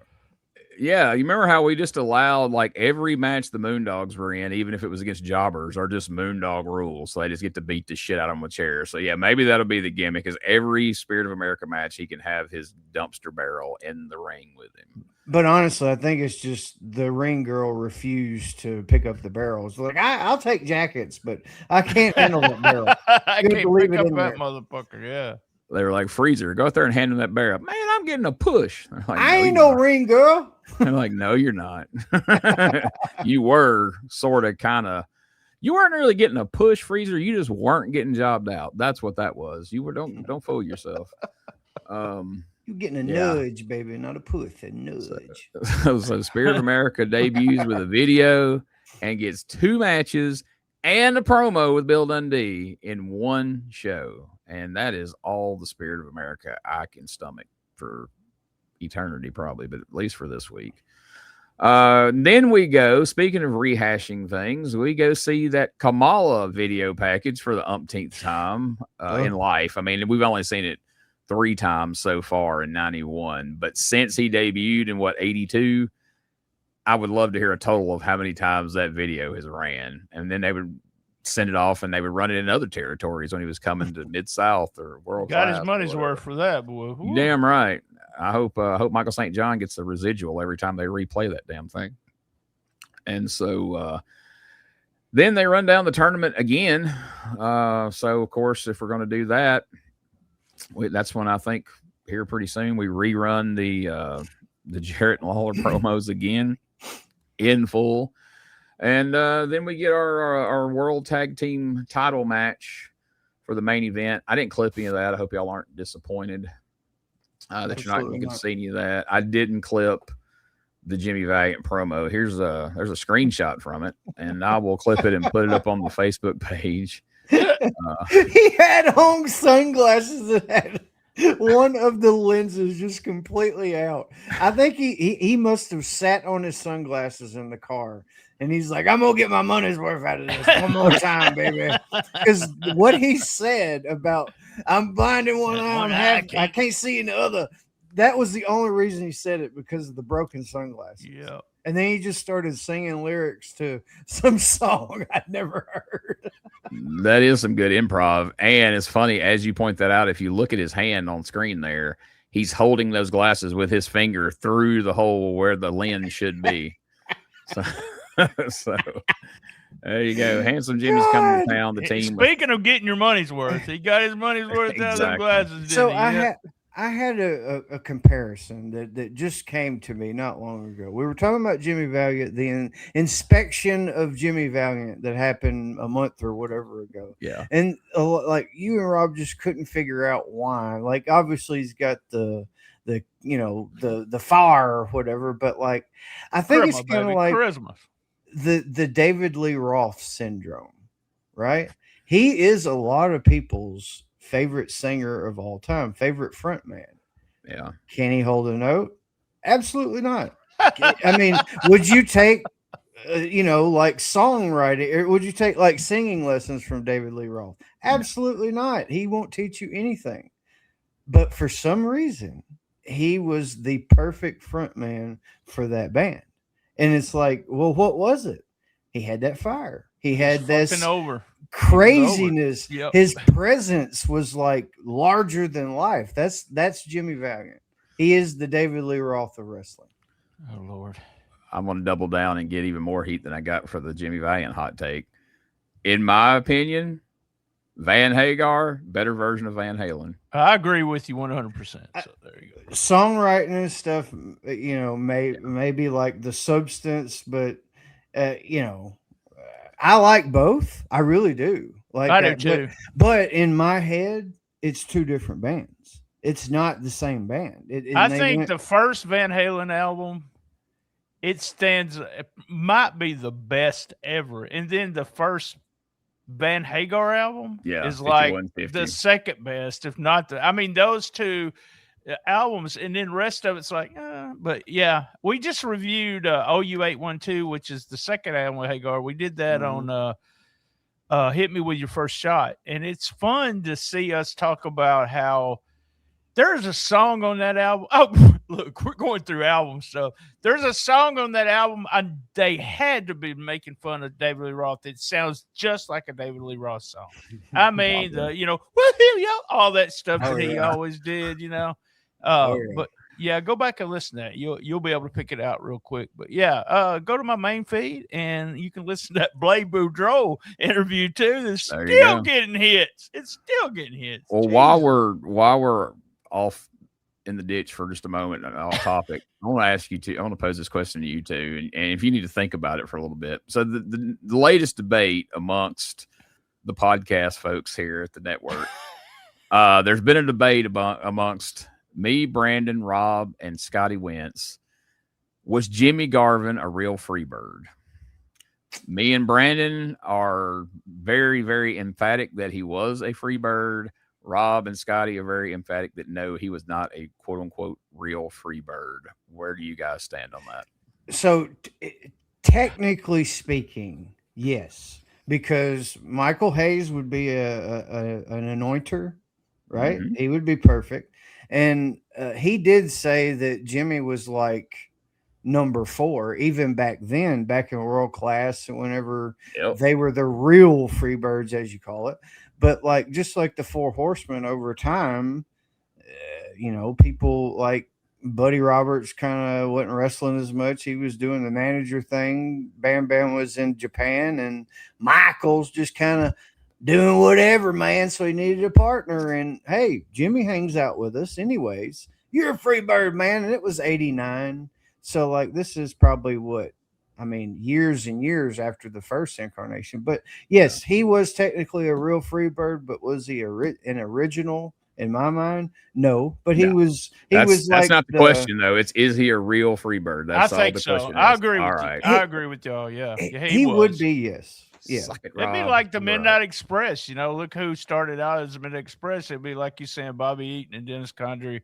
Is Bobby Eaton really a Midnight Express guy? Well, hell yeah, but that's not who started as a team. So, Right. Well, let me ask you this though. Let me throw you a question. If Jimmy Garvin would have been a part of the Freebird like in the early to mid 80s, do you think that it would have got over the same, or would you have even had the same attachment to that group if you was to replace, say, Buddy Roberts with Jimmy Garvin? I don't think it would be so the same. because I don't know that it'd be exactly the same, but I think it would have got over because Jimmy Garvin got over. Gorgeous Jimmy Garvin got a lot of heat, that feud with David Von Erich and all the things that he did. I mean, he would, his ladies played a big part in it, but I mean, but it was definitely I've never argued with anybody that it wasn't a different dynamic. But here's the thing, much like your point about the Midnight Express, there's a whole generation of people who didn't come along until 88, 89. That's their Freebirds. Yeah. Terry Gordy was just some guy that would pop up every now and again that Jim Ross would cream over, but they didn't know the difference. And then the Hall of Fame, Jimmy Garvin was there getting, put into the Hall of Fame. And I stand by the fact that, like you said he was the anointer. It's a perfect term for that. As far as I'm concerned, if Michael Hayes says that Little Richard Marley, Rocky King, was an official Freebird, then he was a fucking Freebird. Who is anybody to argue with Michael Hayes about? He wore a rebel flag paint, man, on his face. He's a Freebird. Damn right.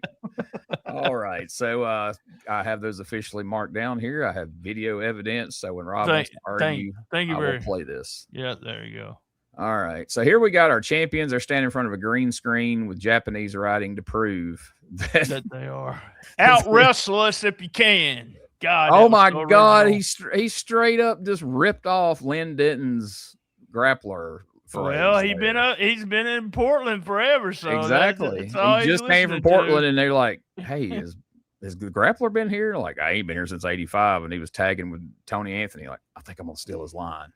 I love how he just points to some Japanese words behind him. He's like, you know what that says? That says Bart Sawyer and Brett Masters or whatever their fucking name is. And Brett Masters. Honestly, it could have said hot saucy balls or something. Yeah. Stuck my balls in the back. Yeah. It could have said anything. They would not known the difference. Here they come out. Bart Sawyers. Baby. Speaking of Jimmy Garvin, Bart Sawyers looks like he is cosplaying Jimmy Garvin's old partner, Steve Regal, from the AWA tag team title run there. He's worked on that hair too. Can y'all see? He turned it back black. Yeah. So it wouldn't look like Bartman. And then he's dyed it again. So he's been fucking with the hair all week. He's on that 91 USWA budget. He can't afford hair dye anymore. Well, unless he found – oh, I almost said something. So go ahead. Doug Masters looking like Nature Boy Paul Lee. If you don't know who that is, that's not a compliment, by the way. Me. Look that one up. Yeah, look it up and you'll appreciate it. So we get, like I say, we got Fuller and Dundee challenging for the tag team titles. Decent enough little match. Nothing stood out to me enough that I felt like I needed to clip it or we needed to watch it or anything like that. Felt like a house show is what it felt like. That they were just walking through and Fuller was, after I tell the results for Monday night, I feel like Fuller was like, what is this fucking shit? I was with Jimmy Valiant the first week. I'm with Dundee on TV, and they got me tagging with fucking Dutch Mantel Monday night. So, they didn't know what to do with Fuller after Jarrett. So we don't really have anybody for Masters and Sawyers to face. So, Robert, you're just going to have a random partner each week to get beat by them every freaking week. Meanwhile, Jeff's going to be challenging for the world title. That's what he gets for fucking bringing him over. Like, he's the one. I guarantee you he's the Portland connection. And he's the reason. Yeah, they're probably like, we'll bring them in, but you're going to work them.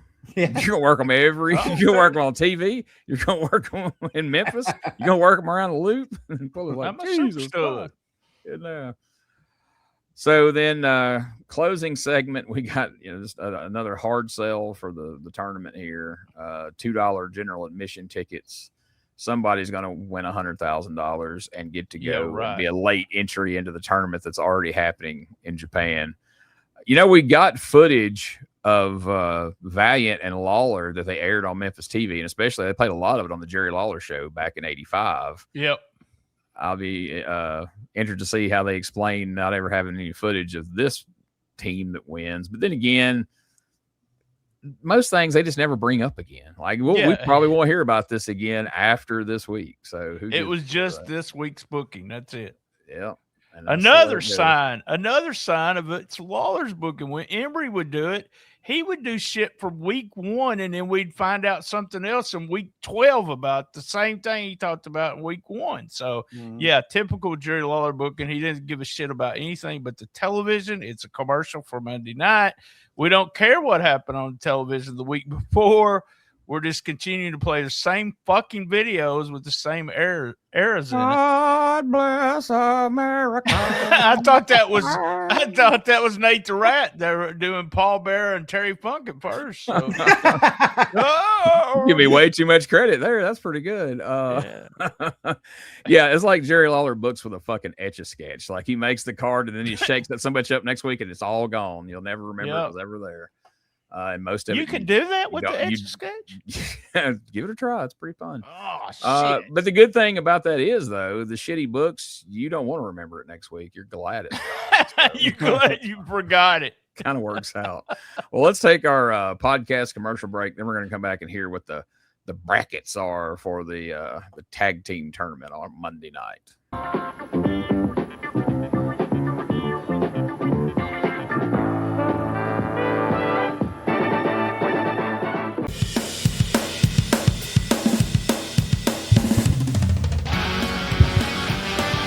Tired of the same boring wrestling podcast? Need something with attitude, chaos, and maybe just a little cussing? That's stspod.club, and we got it all covered. We've got wrestling weirdness with WTF News Desk, 5-minute time limit, and the Southern fried brain of me, BT, steering the whole ship. We also have rolling into Memphis every week about the current Memphis wrestling. Interviews, hot takes, and wrestling outrageousness so wild it might get you banned in 12 states. That's right, it's sdspod.club or search all podcast catchers for Shooting the Shiznit, where wrestling podcasts grow chest hair. Not sure what that meant. Love my mama. Hey guys, Ray Russell here. Lots of new stuff happening here at WrestleCopia. If you haven't checked out our website at WrestleCopia.com, it's a great way to keep up with the latest episodes of all of your favorite Copia programming, from the Wrestling Memory Grenade to Regional Wrestling with the Territory Talk, the Wrestling Stoop with the legendary Bob Roop, and of course all of those programs also available at your favorite podcast streaming platforms. And if you want to stay up to date with everything going on in the Copia world, all the latest news, random thoughts, fun videos, pictures, and more, make sure to join the more than 33,000 followers over at Facebook.com/Wrestling Grenade. Don't be left out. And last but definitely not least, it's what keeps the entire machine going. I'm talking about Patreon.com/WrestleCopia. We appreciate your support in helping us pay the bills to keep the WrestleCopia podcast network running and enabling us to continue to bring you all the quality programming that we offer. Hey everybody, I'm Gene Jackson, and I want to introduce you to the Retro Wrestling Archive Podcast Network and the great pro wrestling nostalgia podcast we bring, including the Retro Wrestling Review Series covering the USWA, Memphis Power Pro Wrestling, Continental Championship Wrestling, and we've just added World Class Championship Wrestling, and now ECW. Plus great interview shows like Beyond Wrestling with Rob Held, where the stories go beyond the ring. Then there's Dangerous Conversations with the legendary Dangerous Doug Gilbert and Tommy Wildfire Rich. Plus don't miss special live streams like Live from the Archive and Arc of an Angle. And the Retro Wrestling Archive Network is growing. We're proud to feature the affiliate shows like STS Pod, The Hang, Classic Pro Wrestling Talk, Get Your Bell Rung, and even more great shows are coming soon. That's not all. Join the Retro Wrestling Archive Patreon for exclusive bonus content, early podcast releases, special extras, and access to a Google Drive that is absolutely busting at the seams with territory wrestling history, including our legendary Memphis Mega Folder. Podcast, interviews, watch-alongs, live streams, YouTube, Patreon, territory wrestling history. It's all waiting for you at RetroWrestlingArchive.club, where we're preserving pro wrestling history daily. Don't just remember it, relive it. All right, we're back in there. We're going to hear, let's hear the card for Monday night at the Mid-South Coliseum down there. For fans to attend Monday night to general admission for half price general admission tickets. That means general admission tickets will be just $2. It's a great night to come on out and see some tremendous wrestling action with all these great stars participating in the tournament. And remember, ultimately, there will be $100,000 to the winner of that super tournament. Great prize. Look at this first match of the night. Now, of course, we'll have preliminary matches. Then the winners of these matches will face each other, and it'll work down until the final match, and the USWA representatives will be determined at the end of the night. Look at that. Bill Dundee is going to be teamed with the Spirit of America. That should make for an interesting team. The little Australian he wouldn't back up from a tank, and he'll be put in there with the Spirit. Look at this next pairing. Yeah, that's one pairing. This next pairing will be interesting. The Gravedigger, who we haven't seen just yet, he'll be teaming up with Billy Joe Travis, and they'll be facing Dutch Mantel and Robert Fuller. Tennessee State Robert Fuller. What a great card it is Monday night. $2 general admission. Eric Embry and Kamala, a tag team together.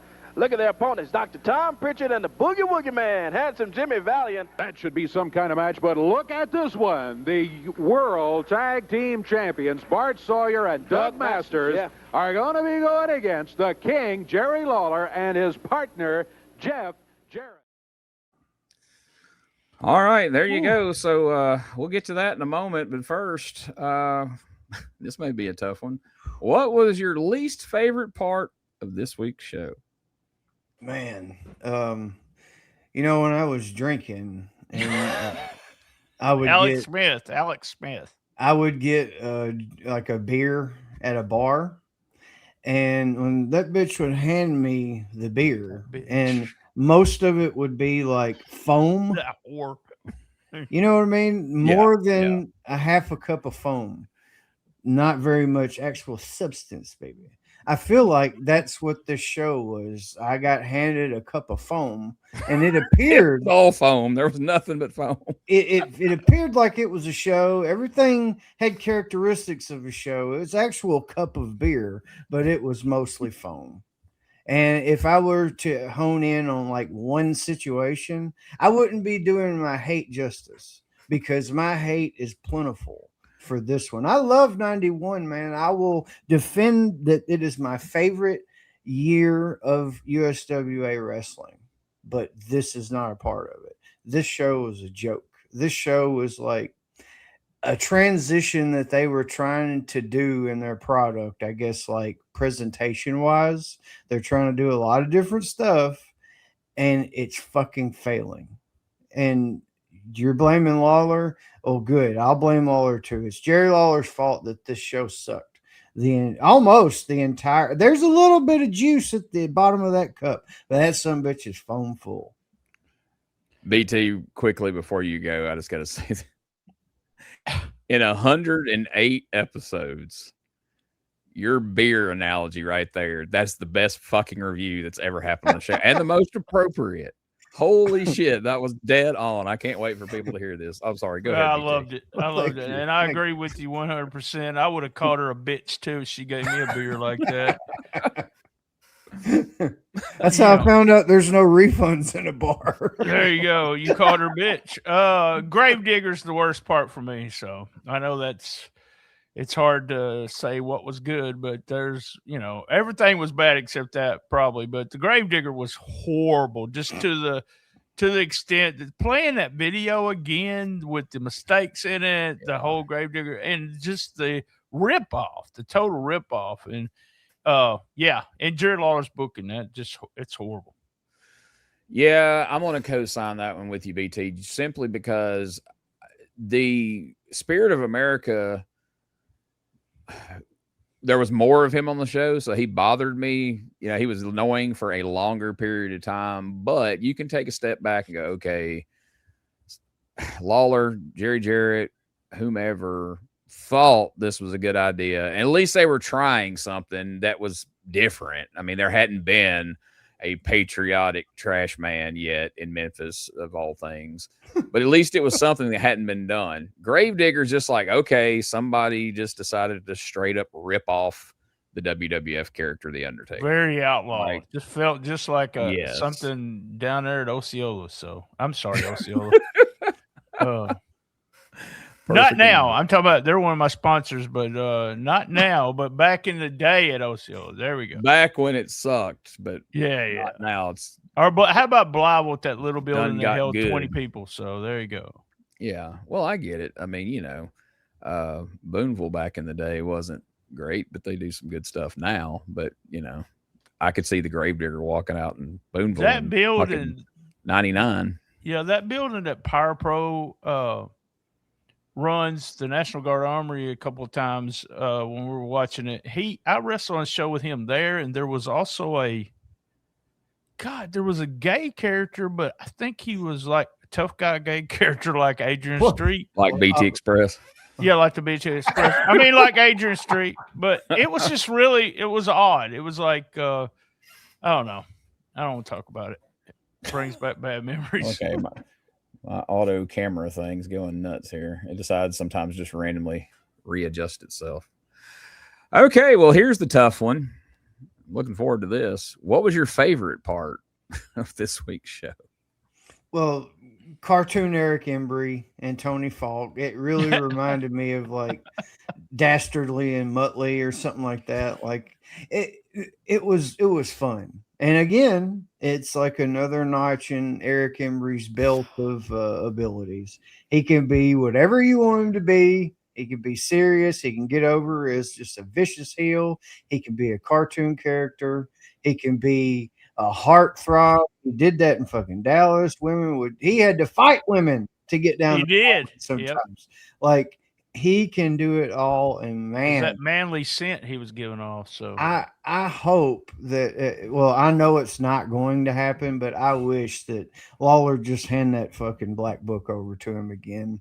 But that you got cartoon Eric Embry, and then come on, that Jimmy Valiant promo was out of this world.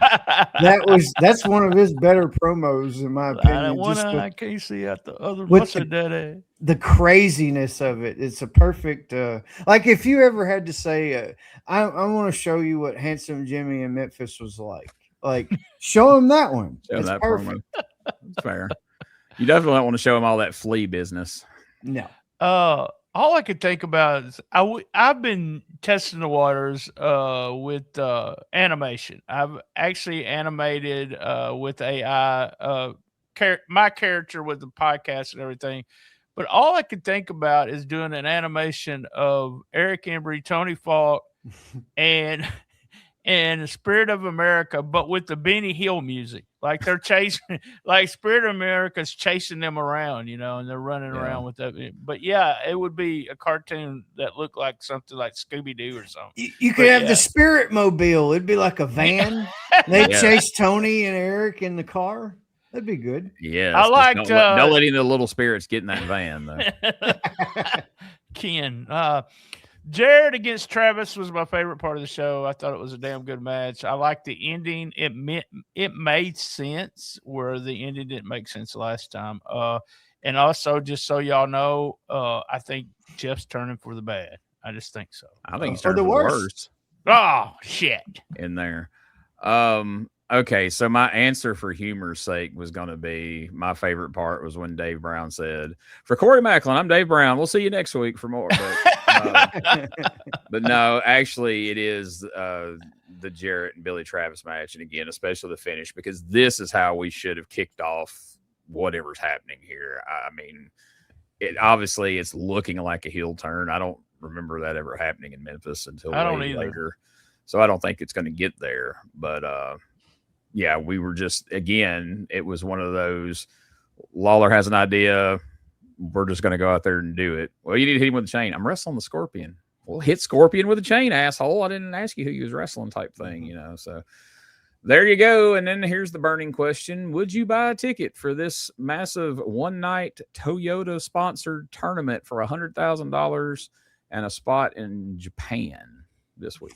At this point in time, I would, because like the Japanese angle with Uncle Danny and Bill Dundee really got over with me. I felt important. You know, back then I was like, man, it's going to be awesome. It's super important. And, you know, all you got to do is throw out Toyota sponsored and Japan tournament, 100,000. I'm in. I want to go see who wins goes to Japan. Yeah. Japan. Who was calling it that? Was it Jansen Jimmy? Japan, baby. Yeah. With Mercer Daddy, Japan. I would go $2 and always been a huge tag team mark. And even though I was quote unquote smart during the time, the All Japan tournament started 3 days before, but I wouldn't have known that until I got the Observer 3 weeks after that. After this happened, I would not have known it yet. So I would have thought that they were taking them back to Japan like they did with Lawler and Valiant. So I'd went for $2. Also in 91, I was friends with Dutch a bunch, so I probably got in for free. So there you go. But yeah, I love tournaments. I love tag teams. So yeah, this is my cup of tea. And you're a sucker for buying anything for $2, right? I mean, well, yeah. I mean, you really can't refuse anything that's $2. Now, I mean, in reality, as I've said a million times before, 1991, it's wrestling. I'm going. You know, the kid in 1991. Right. Now, I'd be like, I don't know. It would have been fun if Uncle Danny was still around, if him and Dundee would have been the partners, because he'd be like, you know what, Bill, I'm going to take you to Japan this time since you couldn't get there yourself last time. Instead, he's got a team with the Spirit of America. And boy, if only this was legit, like I would pay to see footage of Bill Dundee and Spirit of America wrestling in Japan. For that All Japan tournament. They would mess up one time and get his ass beat. So there you go. Here's where they wrestled Gordy and Williams. Oh, shit. Yeah. No. But so yeah, anyway, let's go now and hear how this whole thing turned out.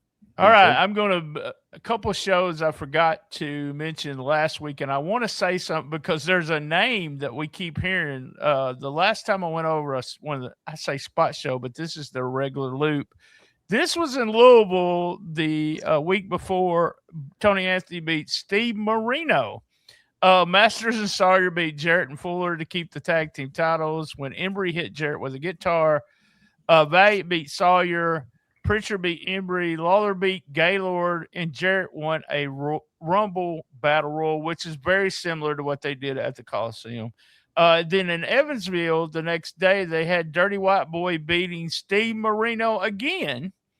Jimmy Valiant beating Bart Sawyer again. USWA tag team titles. We had Sawyer and Masters beating Jeff and Robert, just solid pin.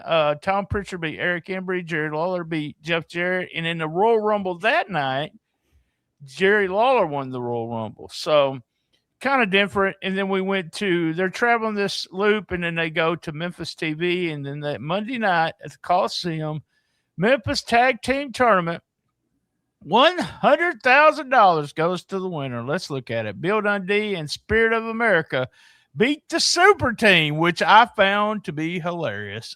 Jeff Gaylord and Big O. They called him Big O then. Billy Travis and the Gravedigger beat Dutch Mantell and Brian Christopher. So it looks like Robert Fuller said, fuck y'all. I'm not coming for Monday night. Tom Pritchard split the team up. Ain't coming. Tom Pritchard and Jimmy Valiant beat Eric Embry and Kamala. And this is a fun result because Pritchard pinned Kamala. Wow. Yeah, Kamala wasn't doing a lot of jobs back then.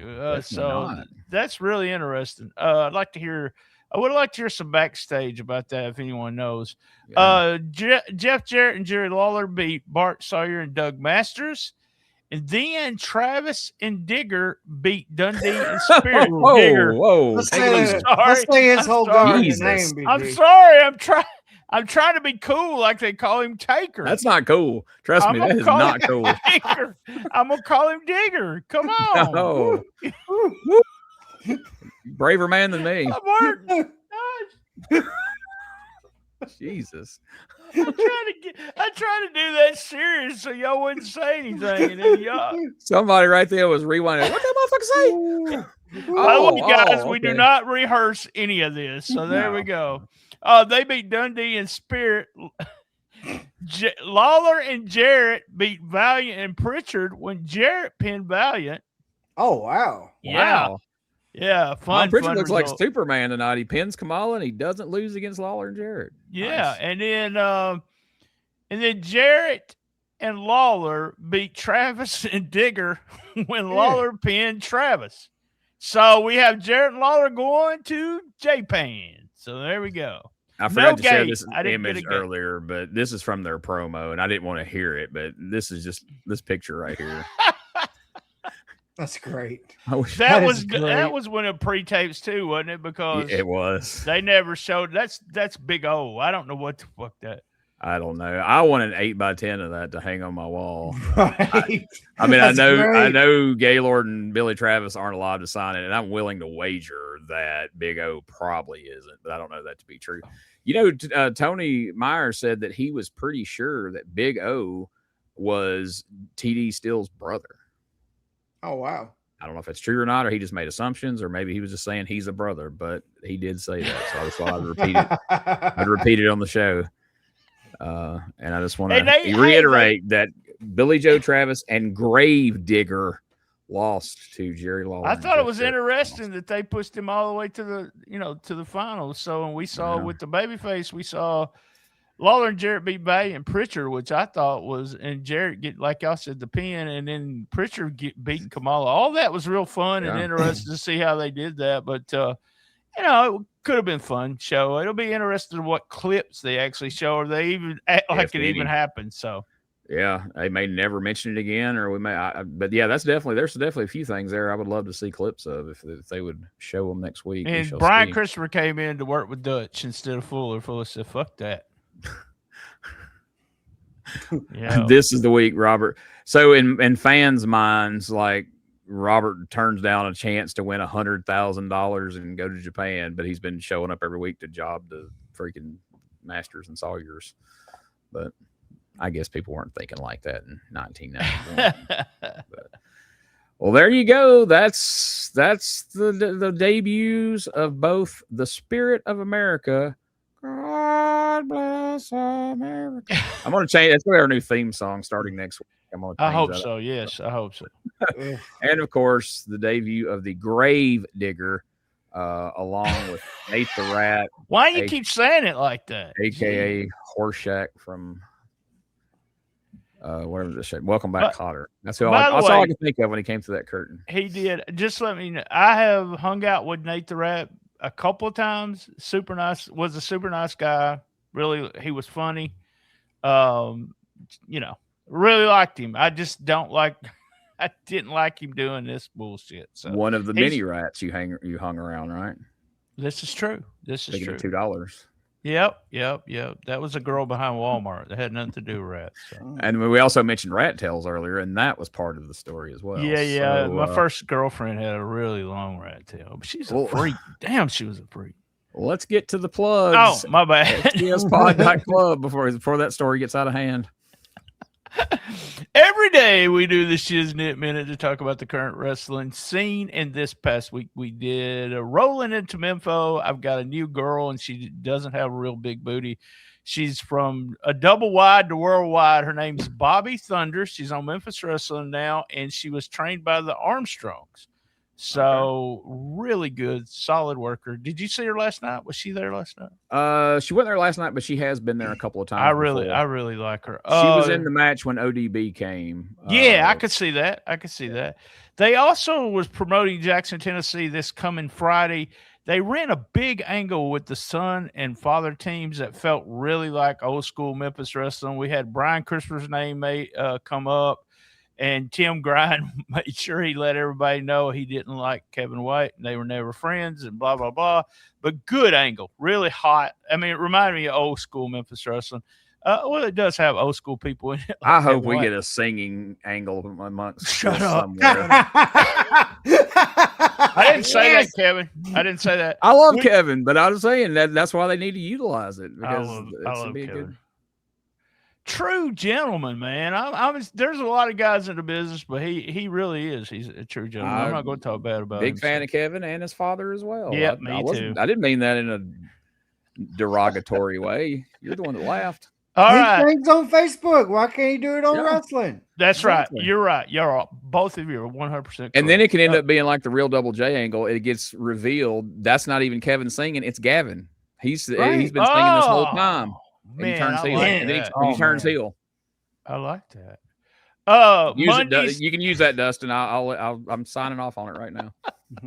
Saturday we do the Power Pro show, Power Pro live, and on Monday I release it on my feed, the audio version. Thursday special edition episodes. So this past Thursday we did WTF.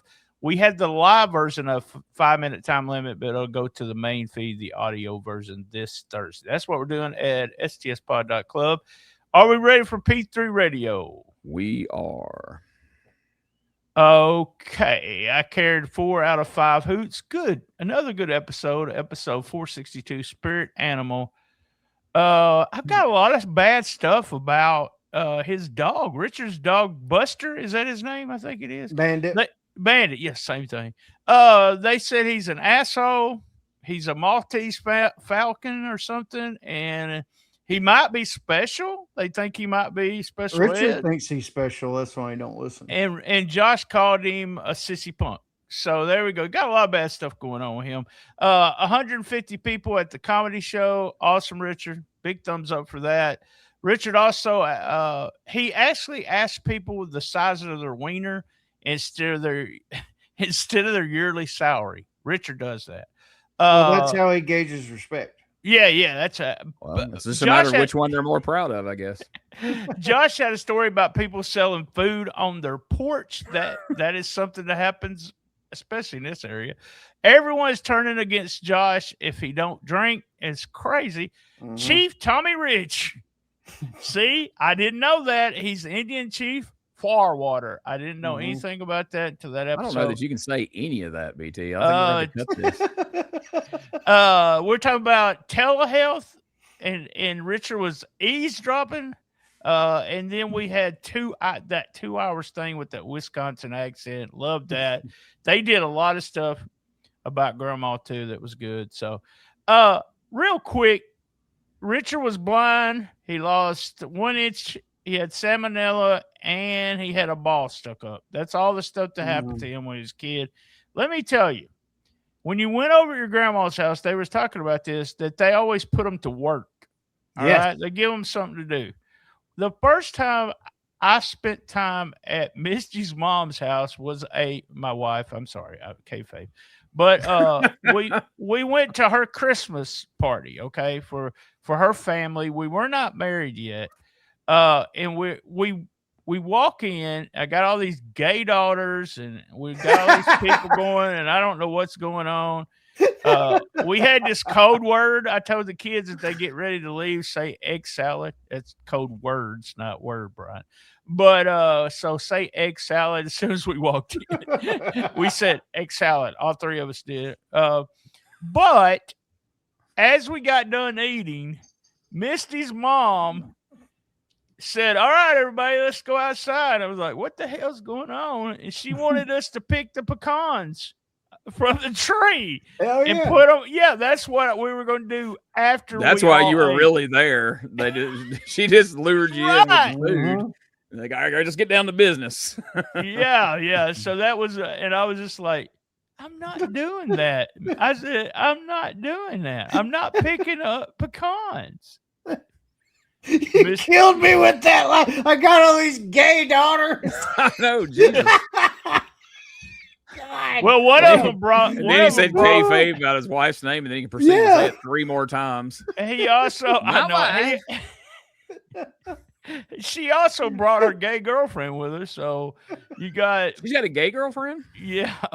That works out, don't it? If you're gay and had a I'm straight not gay, girlfriend, but that my would suck. boyfriend is. Yeah.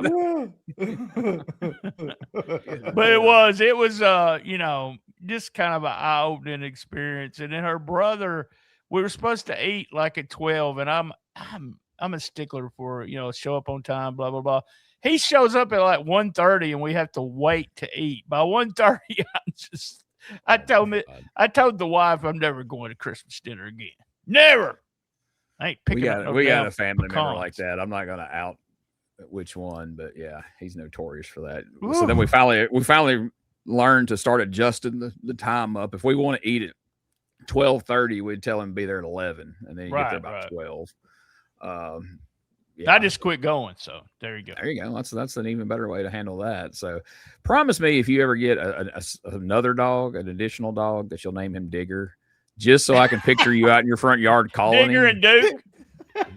Digger and Duke. There we go. Good thing Duke starts with a D, because at least they'll sound the same and you won't mess up. Because if the name was like Nate or something. Yeah, I was gonna get another boxer and call him Deuce, but I like Digger better. I will. By the way, one might say you're a Digger lover, right? That's right. Hey, let me tell you something. I'd love to give myself credit for that. But Dave Meltzer wrote that like that in the results, not me. He called him Digger instead of Gravedigger. So I just read what Dave said. But when I saw that, I just kept laughing. And then I said, I'm gonna pop them for this. This is all. That's what this podcast is about, y'all. Y'all think we're reviewing shit for people to listen to? Oh, it's God. Me popping y'all. I mean, that's all it's about for me. I try to pop y'all, and y'all pop big time. I couldn't keep a straight face.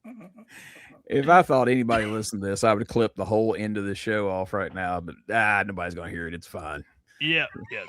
Most people tune out after about 3/4 of the way through. So I think we're good. I think we're good. And right. And I love my mama. I just want y'all to know. Well, goddamn it, you got to save that to the end. Now you blew the finish. A spoiler. All right, there we go. Retro Wrestling Archive.club for all my stuff. We got all the important stuff in. We got in STS Pod and P3 Radio. But yeah. If by the time you listen to all that, if you're still looking for something to listen to, you can check out Retro Wrestling Archive.club. You can check out the two Patreons, patreon.com/Retro Wrestling Archive. Also, patreon.com/Shooting the Shiznit.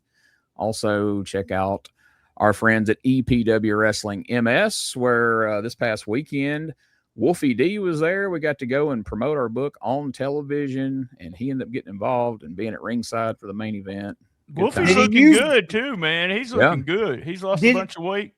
Did he use one of the books as a part of the finish? No, because he's afraid he wouldn't be able to sell it. He's afraid it would crease it. And so he did Ring not. used. Come on. He forgot to bring a hubcap as well. He's like, damn it, I didn't bring a hubcap. I'm like, what? I'm like, Wolfie D's got to have a fucking hubcap. Man, he needed to go somewhere, pawn shop, and get away. Gene, before you parking do lot. that, We talking about pawn shop. Go to the parking lot. Who you released an episode with someone this past week? Are you going to put it over? No, I don't want to talk about that. I talked to a referee's son this past week, but it's a surprise. Go to RetroWrestlingArchive.club and find out who that person is, who shall not be named here or anywhere that BT is within earshot. Also, join our Facebook group, facebook.com/group/Neutral Corner Lounge. We promise BT keeps his shirt on in there most of the time. And I'm going to post those images I sent y'all this week. Yes. Proof of time travel. So I will be posting those. And if you got any questions or comments or anything, you can write to jacksonmediacreations@outlook.com.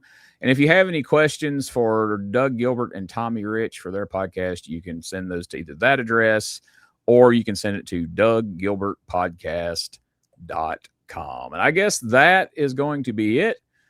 Every single time BT ever makes the statement, or if any of us says, well, this wasn't a very good show, it's not going to be very long, we'll get through it pretty quick, we go nearly 2 freaking hours. Here we are. Ow! We're an hour 55, and that's not extra time. I clicked that when the show started. So thank you for staying with us, folks. If you did, if you didn't, well, you're not hearing this anyway. So we'll see you next week for episode number 109 of the Retro Wrestling Review USWA podcast. Love my mama. Boom. Bell rings. Crowd raw. In a business built on secrets, some stories were never meant to be told. But now they are. From Memphis wrestling icons, Dangerous Doug Gilbert and Tommy Wildfire Rich, comes the podcast that not only pulls back the curtain, it rips it down. Real stories. No filters. From wild road stories to the truth behind the headlines, this is the kind of locker room talk you won't hear anywhere else. Dangerous Conversations with Doug Gilbert and Tommy Rich. New episodes weekly on YouTube, all podcast platforms, and early uncensored access on Patreon. Look us up on DougGilbertPodcast.com. To Japan, every tale, every stitch, dangerous conversations, you don't change this. Step inside the Neutral Corner Lounge, grab a drink and pull up a chair. You might know the faces and you definitely know the names, but you don't know the real story. Welcome to Beyond Wrestling, hosted by me, Rob Helt.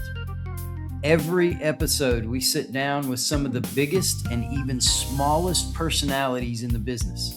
But there's a catch. We leave the squared circle at the door. We're not talking about angles, road trips, title runs, anything like that. We're talking about real life. I try to give you the person behind the persona. We dive into their hidden passions, their off-the-clock lives, and what actually makes them tick when the cameras stop rolling and the boots come off. If you want to know who these people are, who they are when they aren't playing a character, this is the only place to be. Subscribe to Beyond Wrestling with Rob today on YouTube or your preferred podcast platform. Find all the great content we provide here at Jackson Media Creations at RetroWrestlingArchive.club. Step into the lounge, grab a drink, we'll save you a seat.